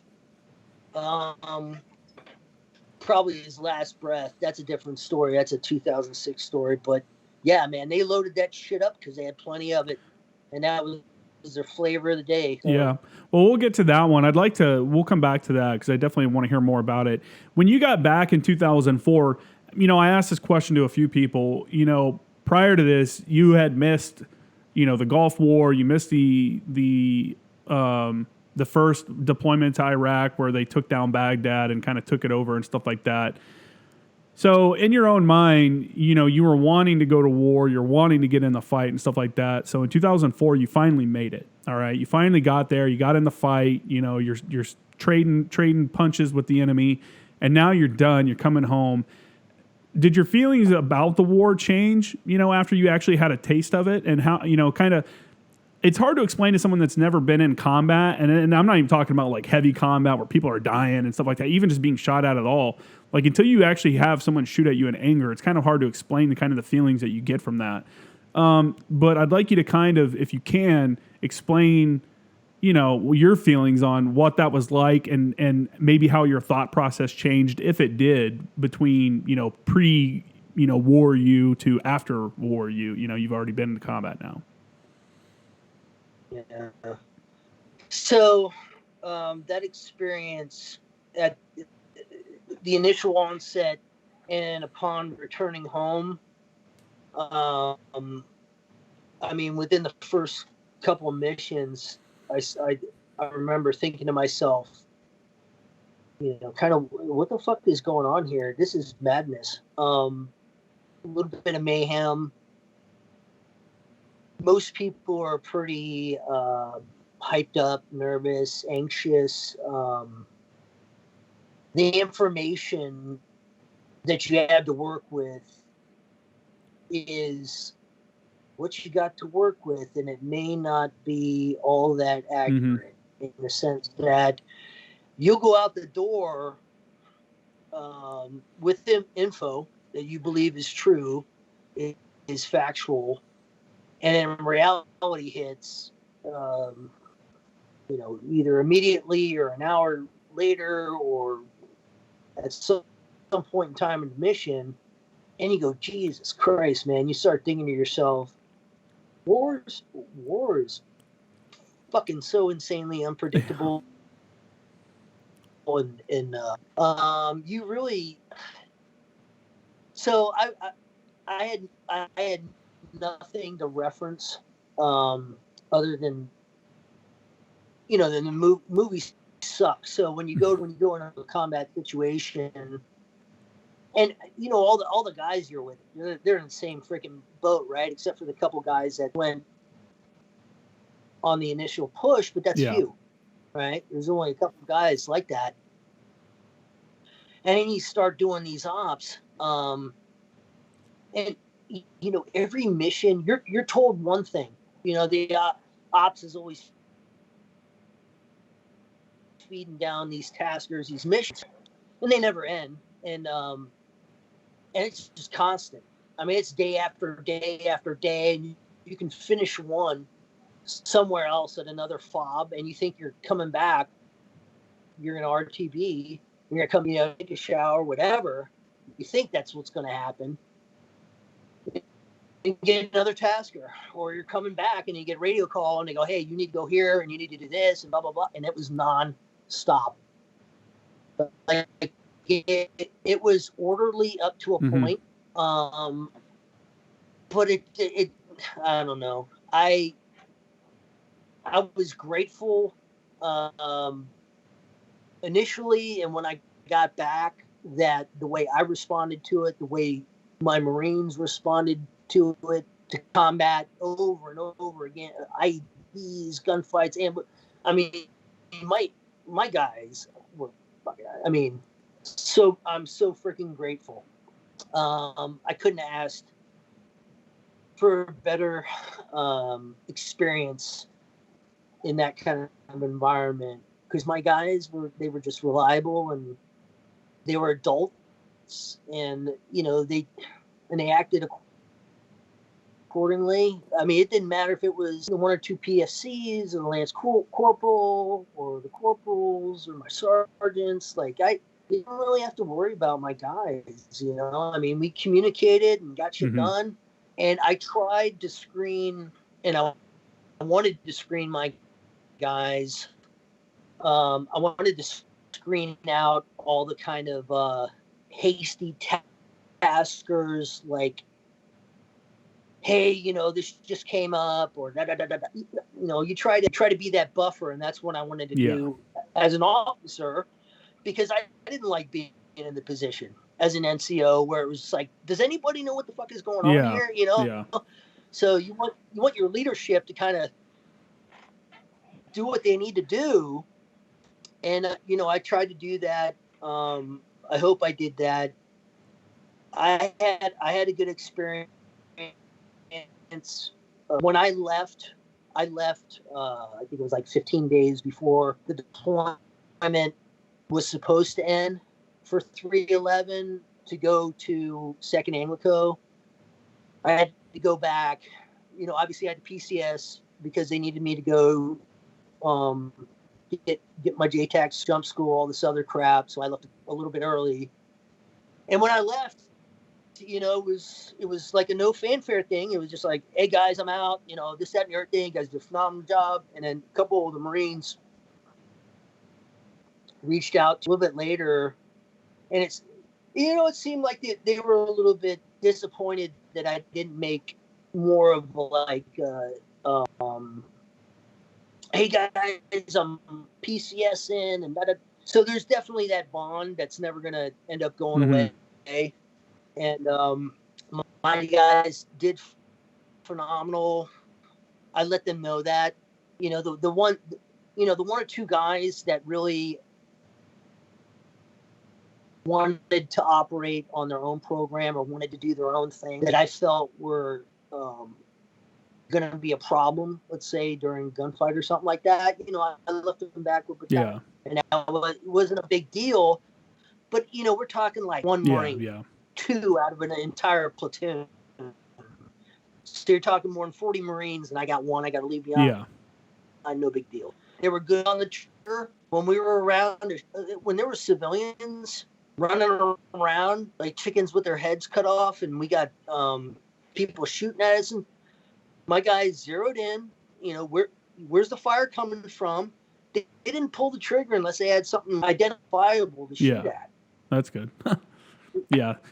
So awesome. That's kind of an odd thing to have happen then. If you're leaving Iraq to PCS, that means, you don't even get to come back and kind of go over the deployment and stuff with your guys. And it's not like you're PCSing to another unit, or, PCAing, I guess, to another unit on base where you can meet up with them later on and maybe grab lunch or something. You're on the other side of the country now. Did you feel a little kind of, I don't know. Was that hard to do? You think like leave that quickly? Like it was just a a clean cut and like you're done, and now you're heading on to another unit where with people you don't even know. I would have preferred to finish it out. I stated earlier, like I had a battery commander, Captain Litton at the time, awesome freaking guy. Ended up doing great things, tons of great experiences. I ran into him again in 2016. A couple of my Marines I ran into back at Camp Pendleton in 2016. They're gunnery sergeants. That's cool. Master sergeants at that time. Yeah, exactly, man. I honestly, I would have preferred just to finish out the deployment, come on with my guys, and done the handshakes and then pop smoke. But Second ANGLICO was going to deploy in 6 months, so they needed me to come back to do the workup and get my quals. So that was not desirable. Yeah. But honestly and personally, I didn't know how my Marines felt about me. I mean, I never heard any scuttlebutt like, Lieutenant Warrington's an asshole or whatever. Like, I never heard any bad scuttlebutt, but I didn't hear anything good. I knew the Marines wanted to go out on missions together with their buddies, with the platoon. They wanted to do this shit because a lot of exciting crap. Yeah, for sure. And things were turning out well for us. So, I don't know, man. I just wanted to do what I could, take care of my guys, be successful. I wanted them to, I want them to be parents, grandparents with these cool freaking story of success. I mean, as good a memories as you could possibly have in combat. Yeah. So yeah, I don't know. No, I know what you're saying. So let's talk about that transition to Second ANGLICO then. So you got orders knowing that you're deploying in 6 months. So obviously that shortens any kind of timeline for you to kind of get in the groove of like meeting your Marines and getting to know them and train with them and stuff like that. Because not only do you only have 6 months to like train and stuff, but you have schools you got to go to. You talked about going to TCP school. You were an East Coast guy. Did you go to TCP school at Lant then? EWTG Lant? What year was that? Oh, that would have been 04 because I ended up doing nothing but really spring summer rotations to Iraq. So I would have been wrapping up that 04 deployment early fall, coming back stateside, going to TACP, doing all the getting all the quals, that and everything to deploy. Yeah. Okay. I had David Armstrong come on before. He was at First ANGLICO back in the day, and he was talking about how ANGLICO is obviously a desirable B billet for officers, for artillery officers, because that's really the only way an 0802 is going to become a JTAC now. But with that, he was saying that it can be detrimental to your career. So it's a desirable spot because it's a cool place to go and you get to do a lot of cool stuff. However, you could screw yourself over, not get a battery command later on, or not get command later on because of that. What was your thoughts about that knowing like, hey, was it worth it, to possibly mess up your later on career to go to an ANGLICO? It was 100% worth it because the whole reason. So I was 6 years prior to enlisted time. So that goes towards my retirement, obviously. 100% worth it because when I joined, I was actually being a little bit selfish because I wanted to do things that I wanted to do, and being a Marine and the opportunities that being in the Marine Corps can provide. Yeah. I could care less at that point. I didn't want to go back to the artillery community. I wanted to be a fire support expert. I liked the joint community. I liked working with other units. It didn't matter if it was Marine or Navy or Army. I like the fire support because it's nothing wrong with the gun line, and Artie's cool, and but from my perspective, I was doing some selfish stuff. I did second Anglico. The only reason I left the fleet was because the monitor said that I'd been in the fleet up to that point, almost 9 years. I ended up getting a gig at McWill, the Warfighting Lab, as the JTAC SME and Field Test Branch, and then I tried to get back to Anglico, which I ended up doing. That was fifth. And then after fifth, I tried to get back to second as a platoon commander because now I'm an old fart and shit like that. So, but that didn't work out. So yeah, I was just kind of things I had to do, the exciting stuff. That community, I'll never take away anything from a communicator in artillery or grunts or recon or like now, or JFOs. Never take anything away from those guys, right? I mean, no matter where they are, they tend to be pretty freaking good at what they do. Reliable, mature. Walking into Anglico,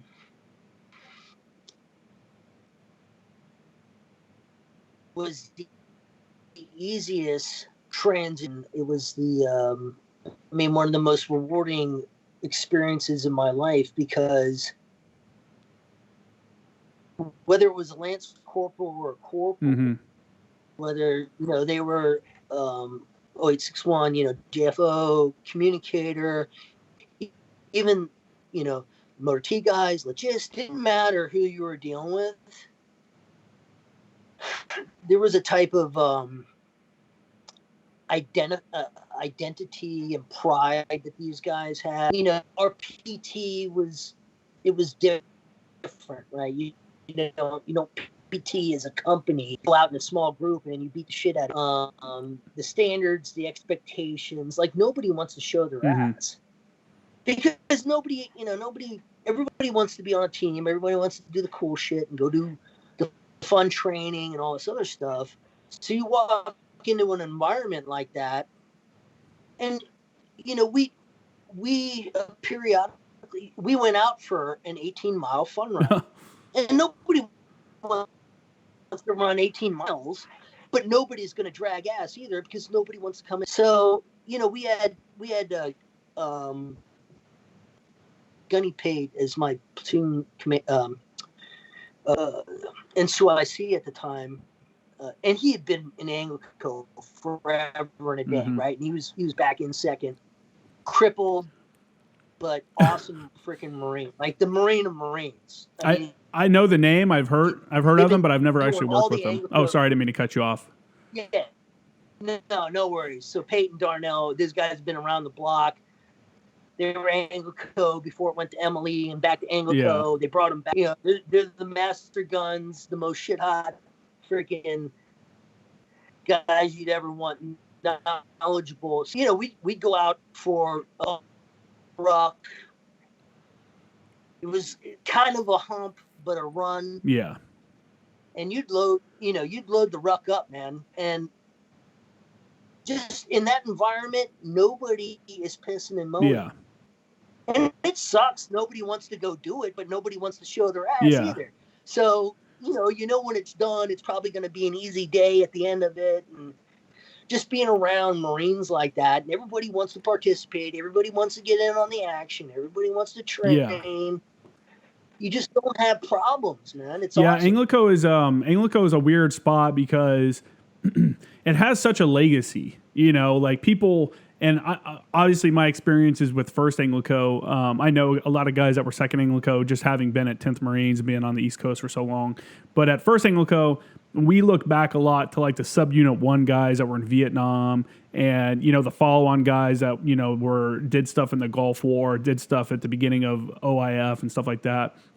And the unit, although people on the outside, it's funny the amount of people that outside of Anglico that don't know what Anglico is, never heard of Anglico, or don't understand them, and they think it's some kind of SOCOM unit or some kind of like upper level unit. And it's like, dude, it's honestly just a regular duty station for Marines. You know, it's not, there's no special thing you have to do to go there. Now, when you get there though, the expectation is that you are going to be ready to go out and support foreign forces, special operations forces, whoever.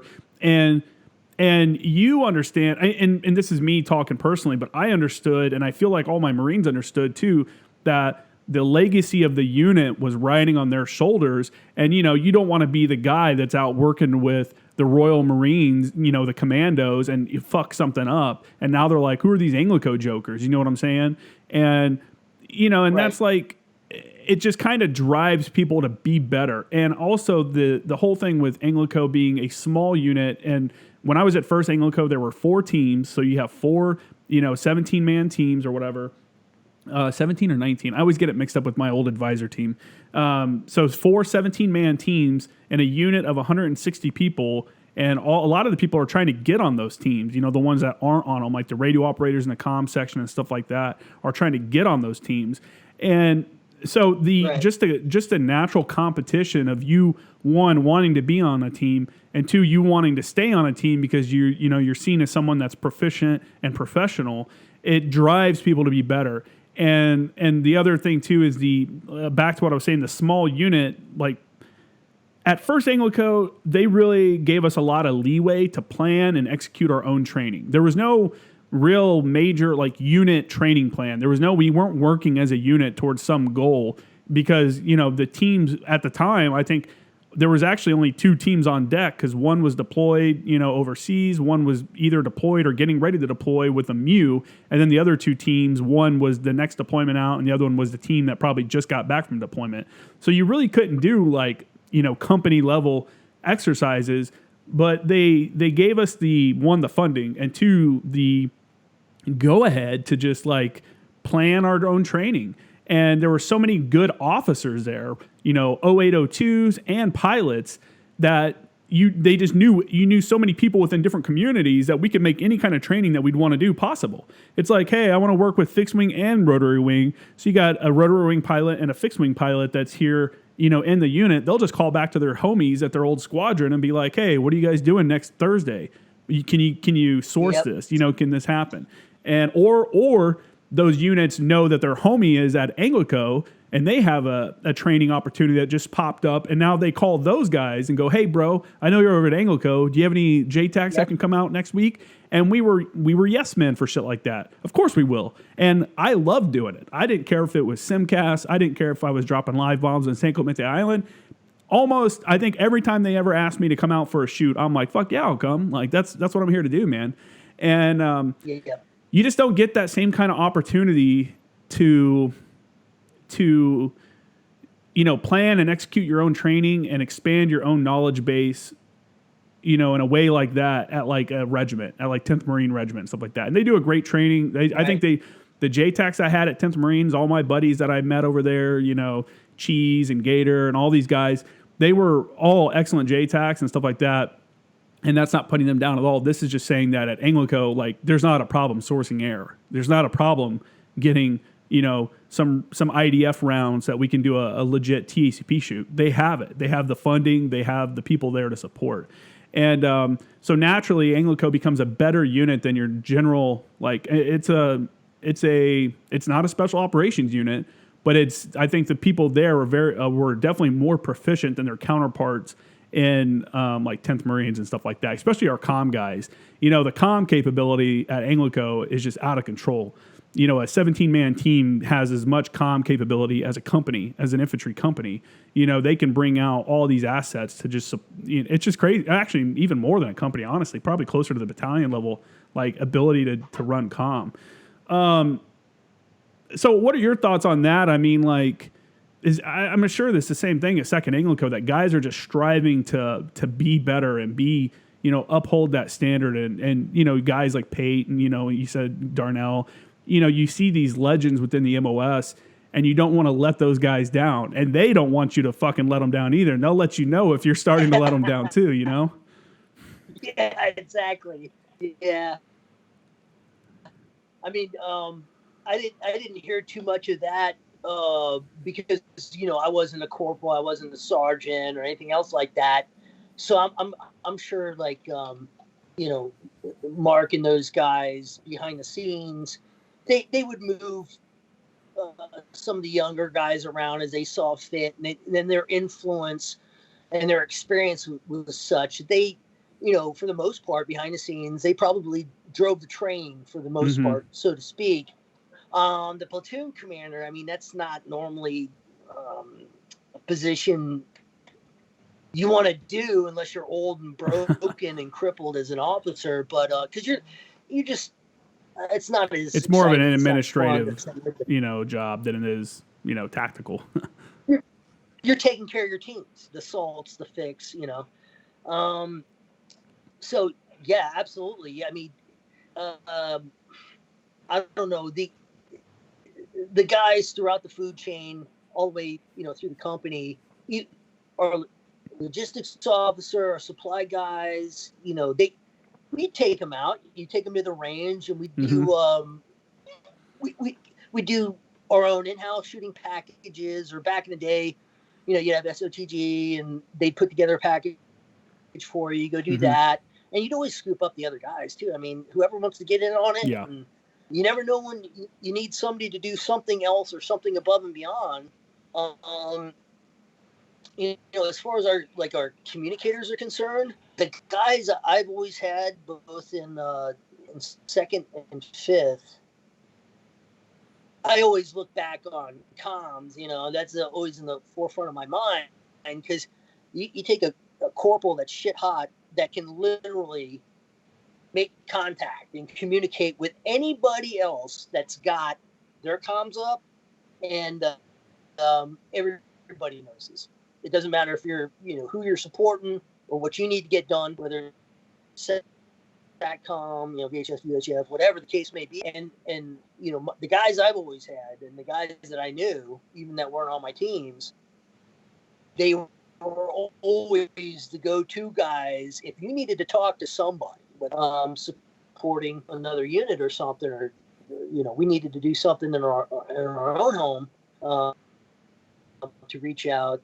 You never had to worry about it. I mean, if comms could be made, it was going to get made. And our scouts, they were lots of cross training going on there. The JFOs knew how to troubleshoot. They knew how to set shit up, do the crypto. I mean, they knew us as much because the communicators, that was their bread and butter. But they were just as good as well. And I've had my scouts get briefly snatched from somebody that we're supporting to get their comms up locally. Yeah, for sure. So yeah, I mean, and we had radio operators. Like, we sent one of my best JFOs on my team at First Anglico was a radio operator. He was a fixed comm chief. This is like, I think on our deployment was his third deployment with Anglico, and he was just a guy that was very capable as a comm guy. Really one of the top radio operators I've ever worked with. And then you teach him how to be a JFO, send him to the course and stuff like that. And then, that's what happens when you work with professionals. You know what I'm saying? And I think also part of it is that you're not like in artillery, you're the bastard child of the unit, because Arty World really just cares about their guns. Where at Anglico, you're the focus. Like, you're the guys, everything is focused on getting you trained up. The shooting packages.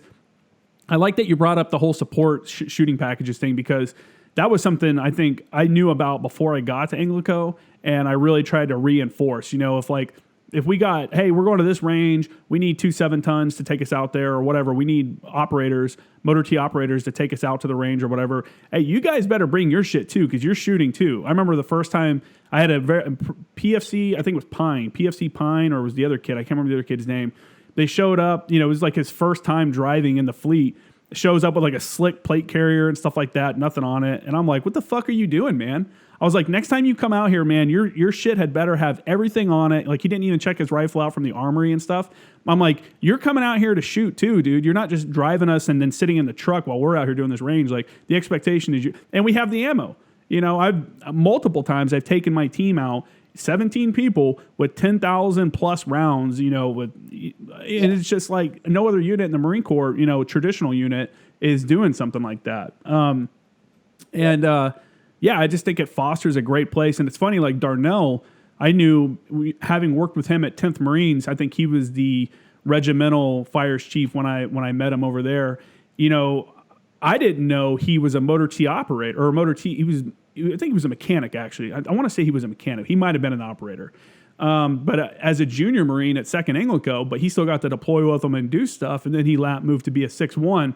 And I remember in 10th Marines, when they were going to send me out with 3-6 to be the battalion fires chief for their deployment to Marja, I guess the CO was like, "Hey, is Kramer ready?" Because I was a lap mover, and I don't think I had been to Chief's course yet at that time. They did send me before I deployed, but they're like, "Is Kramer ready?" Like, he's a lap mover. And I guess Darnell just kind of looked over like, "I'm a fucking lap mover. Like, what's the problem?" Like that. What has that got to do with anything? So I appreciate him sticking up for me like that. But it just drives the fact that you can take someone and just change their job up and if you give them the information and the training and stuff, a lot of these dudes will succeed. And so guys like him are obviously well known within the community for the great things that they've done. So 2nd Anglico, you get there. What was like? Did you say they sent you to jump school when you got there too? No. I didn't go to jump school until after that deployment, but I was slated for TACP, for jump. So the whole thing, and like I said, I didn't end up going to jump when I first got there. I went later. So the whole thing about the JTAC community, from the time I got there over a period of years, is it continually evolved. Mm-hmm. There was more requirements for quals, different kind of quals. Mm-hmm. I mean, there was. I don't believe that there was a standard, a consistent standard that lasted more than 12 months. And I'm telling you the difference between, I go through. There's definitively final attack headings, final attack cones. 2 years later, they're not teaching cones. A year later, I meet somebody that's gone through Lent or PAC, and now they're teaching cones again. So, keyhole cast. That came about not too long after. I don't know, maybe 2005, 2006. Keyhole cast was initially used. I was reading a paper on it. Keyhole cast was kind of formulated and used successfully in the second attack on Fallujah.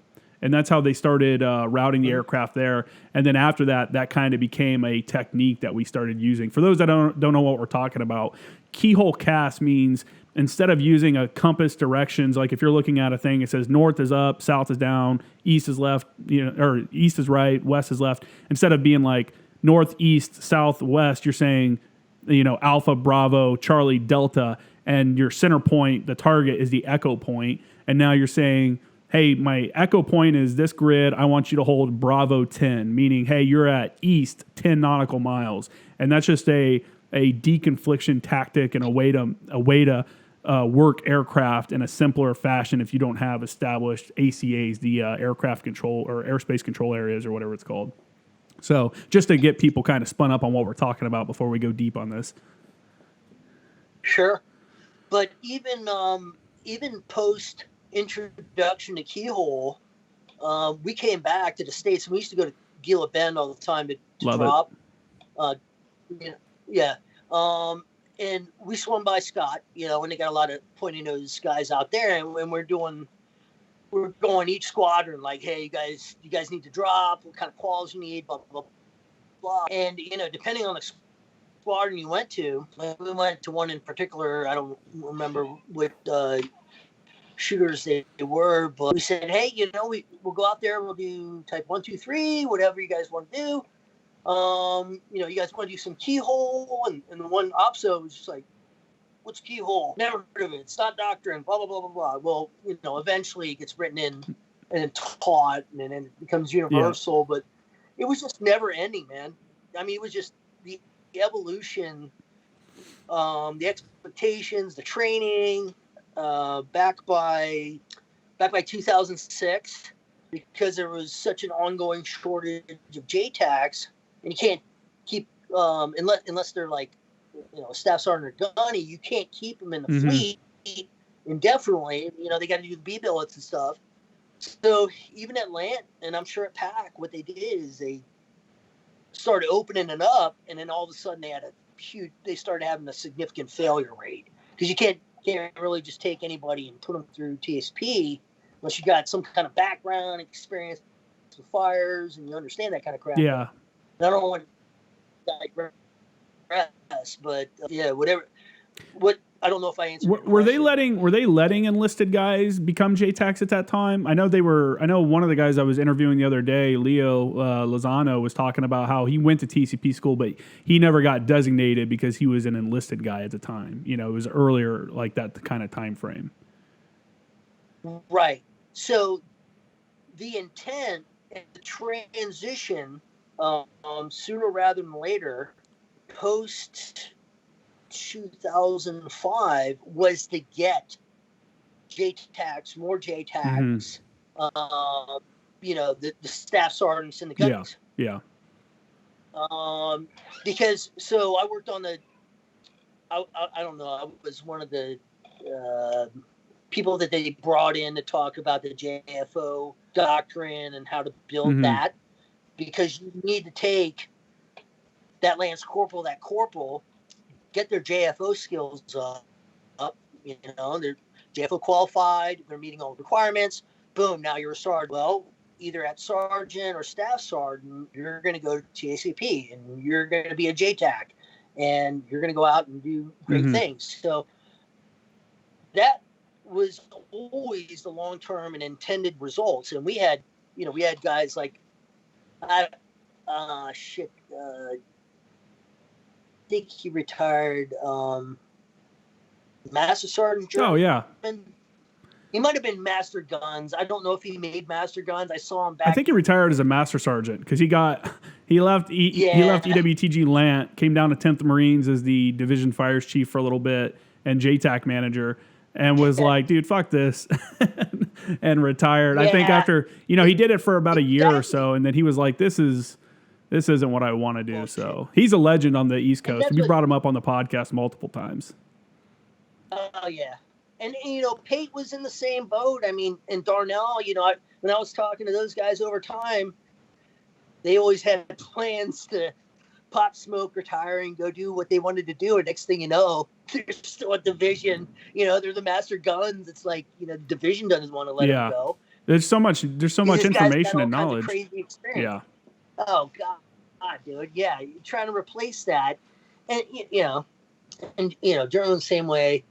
But, those guys had a lot to offer. And so long story short, he was down at Lant, kind of running the show down there. Last time I saw him, I don't know, that must have been like 2012 or 2011 and whatnot. And he was trying to get over, I think, the Dam Neck, because there's actually a billet over there. And they wanted him to come over, but, in the standard of the Marine Corps monitors, they're very reluctant for guys to go do joint stuff, especially if it's fun or cool joint shit. So that probably burned them out. But yeah, so long story short, the enlisted guys, you want those staff sergeants, and especially by the time they're gunnies, as long as they still got their knees and their hips, and they can do it, you need them out there, man, because you're going to be the best bang for your buck. An officer comes and goes. An officer gets in a liaison, maybe a year and a half later, he's out of liaison, he's at the gun line, he might go to ANGLICO, be a FIC lead for a year, then and be gone. Well, you get a staff sergeant or a gunny that's been doing that shit for 6, 8, 10 years, and it's a lot of proficiency, so that's the direction. Yeah, I actually had I kind of got into it with one of my one of my officers, my OIC actually. We were, and I won't mention him or the unit or anything, but we were on ship, and my team got sent into Kuwait to go do one of the exercises with the Royal Marines. We were out there doing some stuff. And then I think the ship got tasked after that and got pulled away. So we ended up staying in Kuwait for like 3 months. And we were doing all kinds of work. Because like you know, we went over to the squadrons that were there at the Army base. We were in Camp Buring. And there was all the Apaches and stuff like that. So we just drove down there and was like, hey, what's up, guys? You guys want to go out to OP-10 and do some casts? Like, you guys want to? And they were all about it. They're like, fuck yeah, there's this unit here that just wants to go out all the time. I mean, we had 60s fly up from Bahrain to come do dry casts because no one else would do sim casts with them because people were like, oh, you're not bringing ordnance? Well, we can't make it. But we were all about it. But my point is, I had a captain who I think he was not happy that we were all ashore and he was still on the ship as the OIC doing like PowerPoints and shit like that. And I was the team chief. And he hits me up and he's like, hey, I'm going to have you come back to the ship to help me out with these briefings and stuff like that. And I'm like, what? And I had my air officer on the ground with me. And I'm like, why is he, what's the point of that? Like, he wants me to come back to help him do PowerPoints? Like, what's he talking about? And he's like, dude, I don't know, man. And I responded, I was like, hey, no offense, sir. I was like, but right here is where I need to be. Like, we're doing casts 2 to 3 times a week. I know you want me to come back and help you do briefings, but I think it'd be better for me and my own career progression and professional development to stay here. And I was like, I don't want you to take offense to this, but this is a part-time job for you. Like, when you leave this unit, you're going to go back to artillery and you're not going to be a JTAC anymore. And it is what it is, but I am. And I think I need to stay out here and keep training. And he did not take too kindly to that. He was not very happy with me being like, I think you're making a bad decision. And he didn't take kindly to me saying that it was basically a part-time job for him. And my fitness report reflected on some of that because of those comments, I believe. And it's just like one of those things like, hey man, like that's it. That the enlisted guys are the guys that are the constant. Yeah. Like, I know this is fun for you and this is like your once in a lifetime opportunity to do some of this stuff. However, some of these guys are going to be doing it for years, and to deny them a training opportunity because you want them to come back and do something that doesn't even make sense. Like, I couldn't understand that. So, I think you froze up on me, man. Yeah. All right, there we go. I'm not sure what happened. It froze while I was talking, but yeah. But yeah, man, like I was saying before, I don't know how much of that you heard, but the enlisted guys are guys that are going to be there and be doing the job for a long time. So to try to I think some officers forget that, and they forget it's cool for you to come out here and do this, and I want you to come out and do all the cool stuff, and this is your opportunity as an officer. That's the shitty thing about being an officer. You have a short time frame to do cool stuff, and then you're a staff guy for the rest of your career. It's just how it is. It's just the way it is. And to try to I just think more guys need to realize that some of the decisions they make don't make sense for the enlisted corps, because we're a group of guys that are going to be doing this job for years to come. And if you can have a situation like I was in where, I can do casts 2 to 3 times a week, with no issues, why would you take a guy away from that opportunity to come back and work PowerPoints? You know what I'm saying? Like, to me, I'm like, as the OIC, you should be fighting to not have me come back, to have me stay out there and keep doing the work, because we're doing great things out here. So exactly. Yeah. It's a tough pill to swallow for some guys, and different people are going to attack that issue, different ways. It's just personalities are going to dictate kind of how that goes, but it is what it is. Anyway, I'd like to get to, let's talk about your second ANGLICO deployment, and what was the role of second ANGLICO on that deployment? What were your teams out there doing? Who were they supporting? And what areas were you working in? So my second deployment, that was the absolute most broad spectrum. I never got stuck with one unit. And from what I recall, every single one of our teams were supporting a Marine unit in some capacity. So we had a couple guys up with First Force that had a Fourth Force attachment with them. I was down in Ramadi. I worked with small craft. there was I did some time with a BCT, like a Brad, like an Army infantry Bradley company for a little bit. Did the small crafts thing, and then I was kind of bounced around as needed until the back half of the deployment. One of our JTACs got wounded, so they moved me up to Al Assad, and I worked with First Force, with the Fourth Force guys. So I was kind of all over the place. And I think the coolest thing about that is the variety of employment experiences. We're all over the map, right? I mean, you do shit running off the back of a 46. You do the small crap where you're just touring around was that Lake Havana or some shit like that. You're running around in a Bradley with somebody who's driving that's blind and hitting berms and shit, and so you're all over the map, you're doing shit in vehicles and Brads and fucking 46s. We did a hokey ass trap mission with First Force up in near was it Cannon, up in the middle of no man's land. It was a trap, but not so much of a trap mission. So we got, you're scooting around on Apaches. That was the most diverse, broad spectrum experience that I had. Because, like I said, working with all those units, whereas mostly, that's the cool thing about Anglico. And we're at 2006. Yeah. The whole time, first recon hadn't ripped with second, so I worked with first recon for the last couple months of their deployment, then worked with second recons, always the same AO, same guys, every mission, all the planning. So kind of night and day, 2006 from 2005. So. Okay. So working with recon, were they out there doing a traditional reconnaissance mission, or was it like, hey, here's your battle space, and they were kind of operating in their own battle space, like a battle space commander, that kind of deal, like their own infantry unit? Battle space. So okay, so they weren't doing your normal traditional reconnaissance unit or reconnaissance missions, like doing recon and doing like direct action raids and stuff like that. Yeah, so we did that. The AO and how we didn't operate in the AO as you would traditionally with presence patrols, right? So I was used to presence patrols with that BCT and Ramadi for the time I spent with them. In 05, I went up the Heat.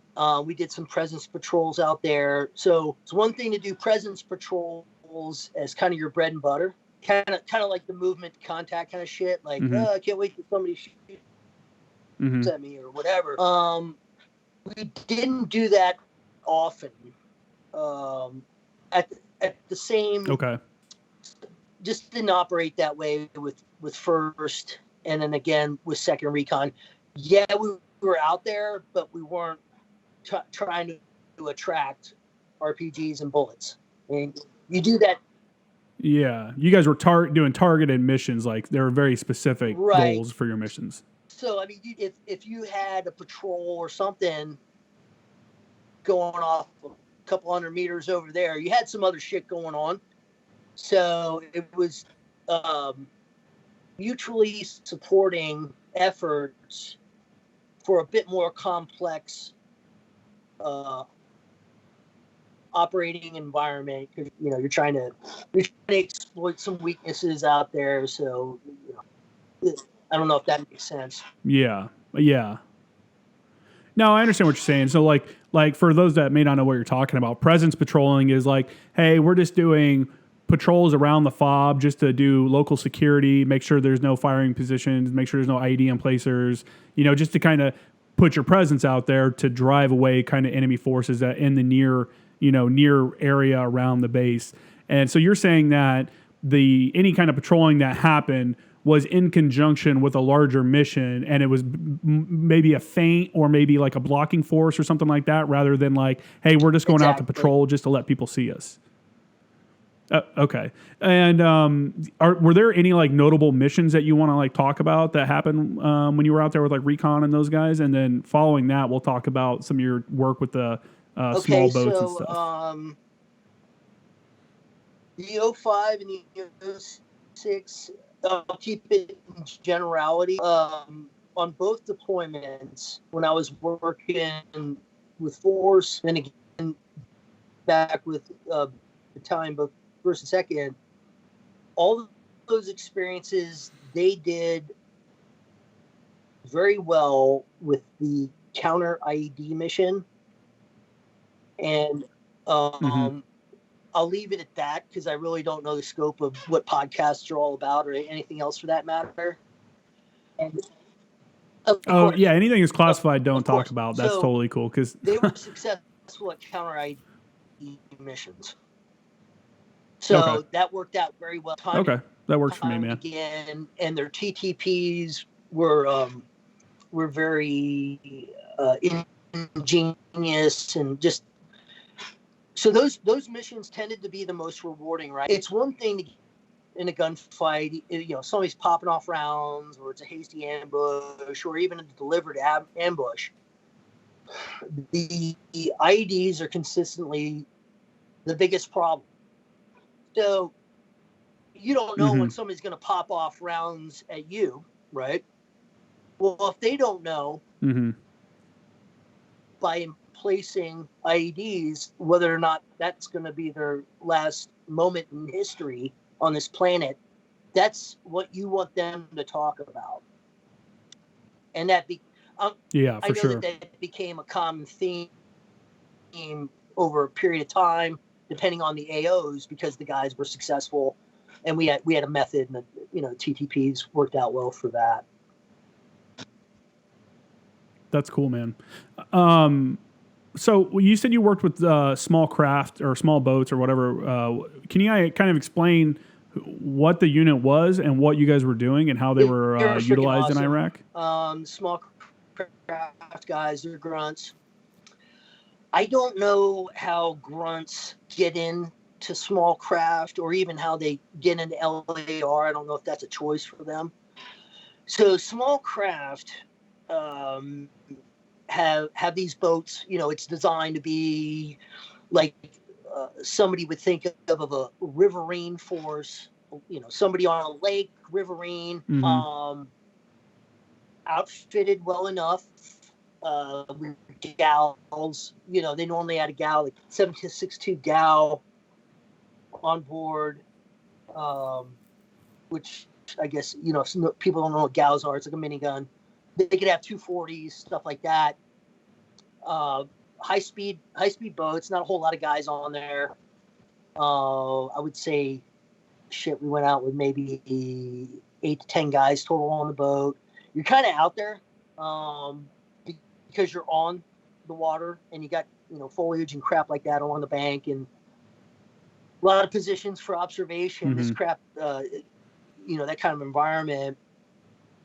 And we never had any problems when we went out, because previously, prior to my team getting attached with those guys, providing that kind of support, feet wet, they had quite a few very successful missions, time over quite a few deployments, to include Fallujah, where they're touring around, and especially when it was nastier back during Fallujah and stuff, and if they started taking fire, I wouldn't shoot at small craft, unless I had a lot of ass and a lot of cover behind me, right? Because it just got a lot of firepower. Over quickly, these guys know what they're doing. I mean, it just wouldn't be a good situation. They did so well time and time again over a period of a couple of years. We just weren't taking a whole lot of fire after that. So what was their role in it though? Were they as like a blocking force on the water, or were they like an observation kind of unit, or were they actively like hunting people? You know, what was their role? All the above. So it depends on it. Mm-hmm. You know, everything comes down to access. So you get a lot of these Mm-hmm. islands on the Euphrates, on the Tigris and whatnot that have concealment, a lot of foliage, and everything. Sometimes they would be used for storage, for caches, things of that nature. So it's easier to get small craft in there, deal with that nest. They got dismounts, they got the firepower. If they need to, and if they can support mutually from the water, then obviously there's patrols or missions that go on in close enough proximity that also involve the ASRs, sometimes the MSRs, where having a small craft, high-speed craft like that with the firepower, they got the maneuverability, they're ready to respond. Nobody can use the shoreline, the concealment there, the maneuverability with that kind of offset for whatever ambush or attack that they want to take on for forces on the shore, right? So you got guys maneuvering ground Mm-hmm. forces or vehicular forces where you're not going to use the banks. You're not going to use that for maneuver. You're not going to use any of the structures, the homes, the buildings along the banks, because now you got small craft with a shit ton of firepower that's up your ass, you know. So Were there any boats or anything that were lost? not that I'm Like, did they have any that were not attacked that and I'm aware destroyed? of. Okay, so they were pretty successful in Very doing what they successful. were doing out there. Yeah. That's sick, man. I've actually seen some videos. You know what, man? I may have a video of your team working. I have a video of it was listed as an ANGLICO team working with small craft, and they were engaging some targets on the bank. I'll have to see if I can dig that up and send it to you, and you can Okay. tell me if that's your team or not. But I'll have to find out where it's at. You know, all those. It's funny, and you probably saw this as well. As the wars kind of went on, you know, the whole global war on terrorism, OIF kicked off, OEF kicked off, and this was like at the beginning stages of like the internet becoming really popular, and guys were starting to videotape stuff in Iraq. They'd bring their home camcorders and stuff like that and video, because this was before smartphones and you can record shit on your phone. And they were coming back, and this new website called YouTube was out, and people were uploading that. So it's crazy how you can go on YouTube, and there's another website. I can't remember the other website's name. I'll have to think about it. But there's another website as well, and find some of these like really like, I mean, we call them old. I hate to call them old because, you know, it was like my era, but like 2005, 2006 timeframe, like home videos that guys were making of themselves in Iraq and doing these like crazy missions and stuff like that. They may not be the best quality nowadays in 2020, but I don't know, it's interesting having that perspective. You know, this is the first like modern war where so many people are filming their own actions or filming the enemy actions, and the general public can see the reality of a lot of stuff. And I think people are surprised by that, by some of the stuff that they do see on those videos. But yeah, I'll have to see if I can find that small craft video that I had somewhere and send it to you.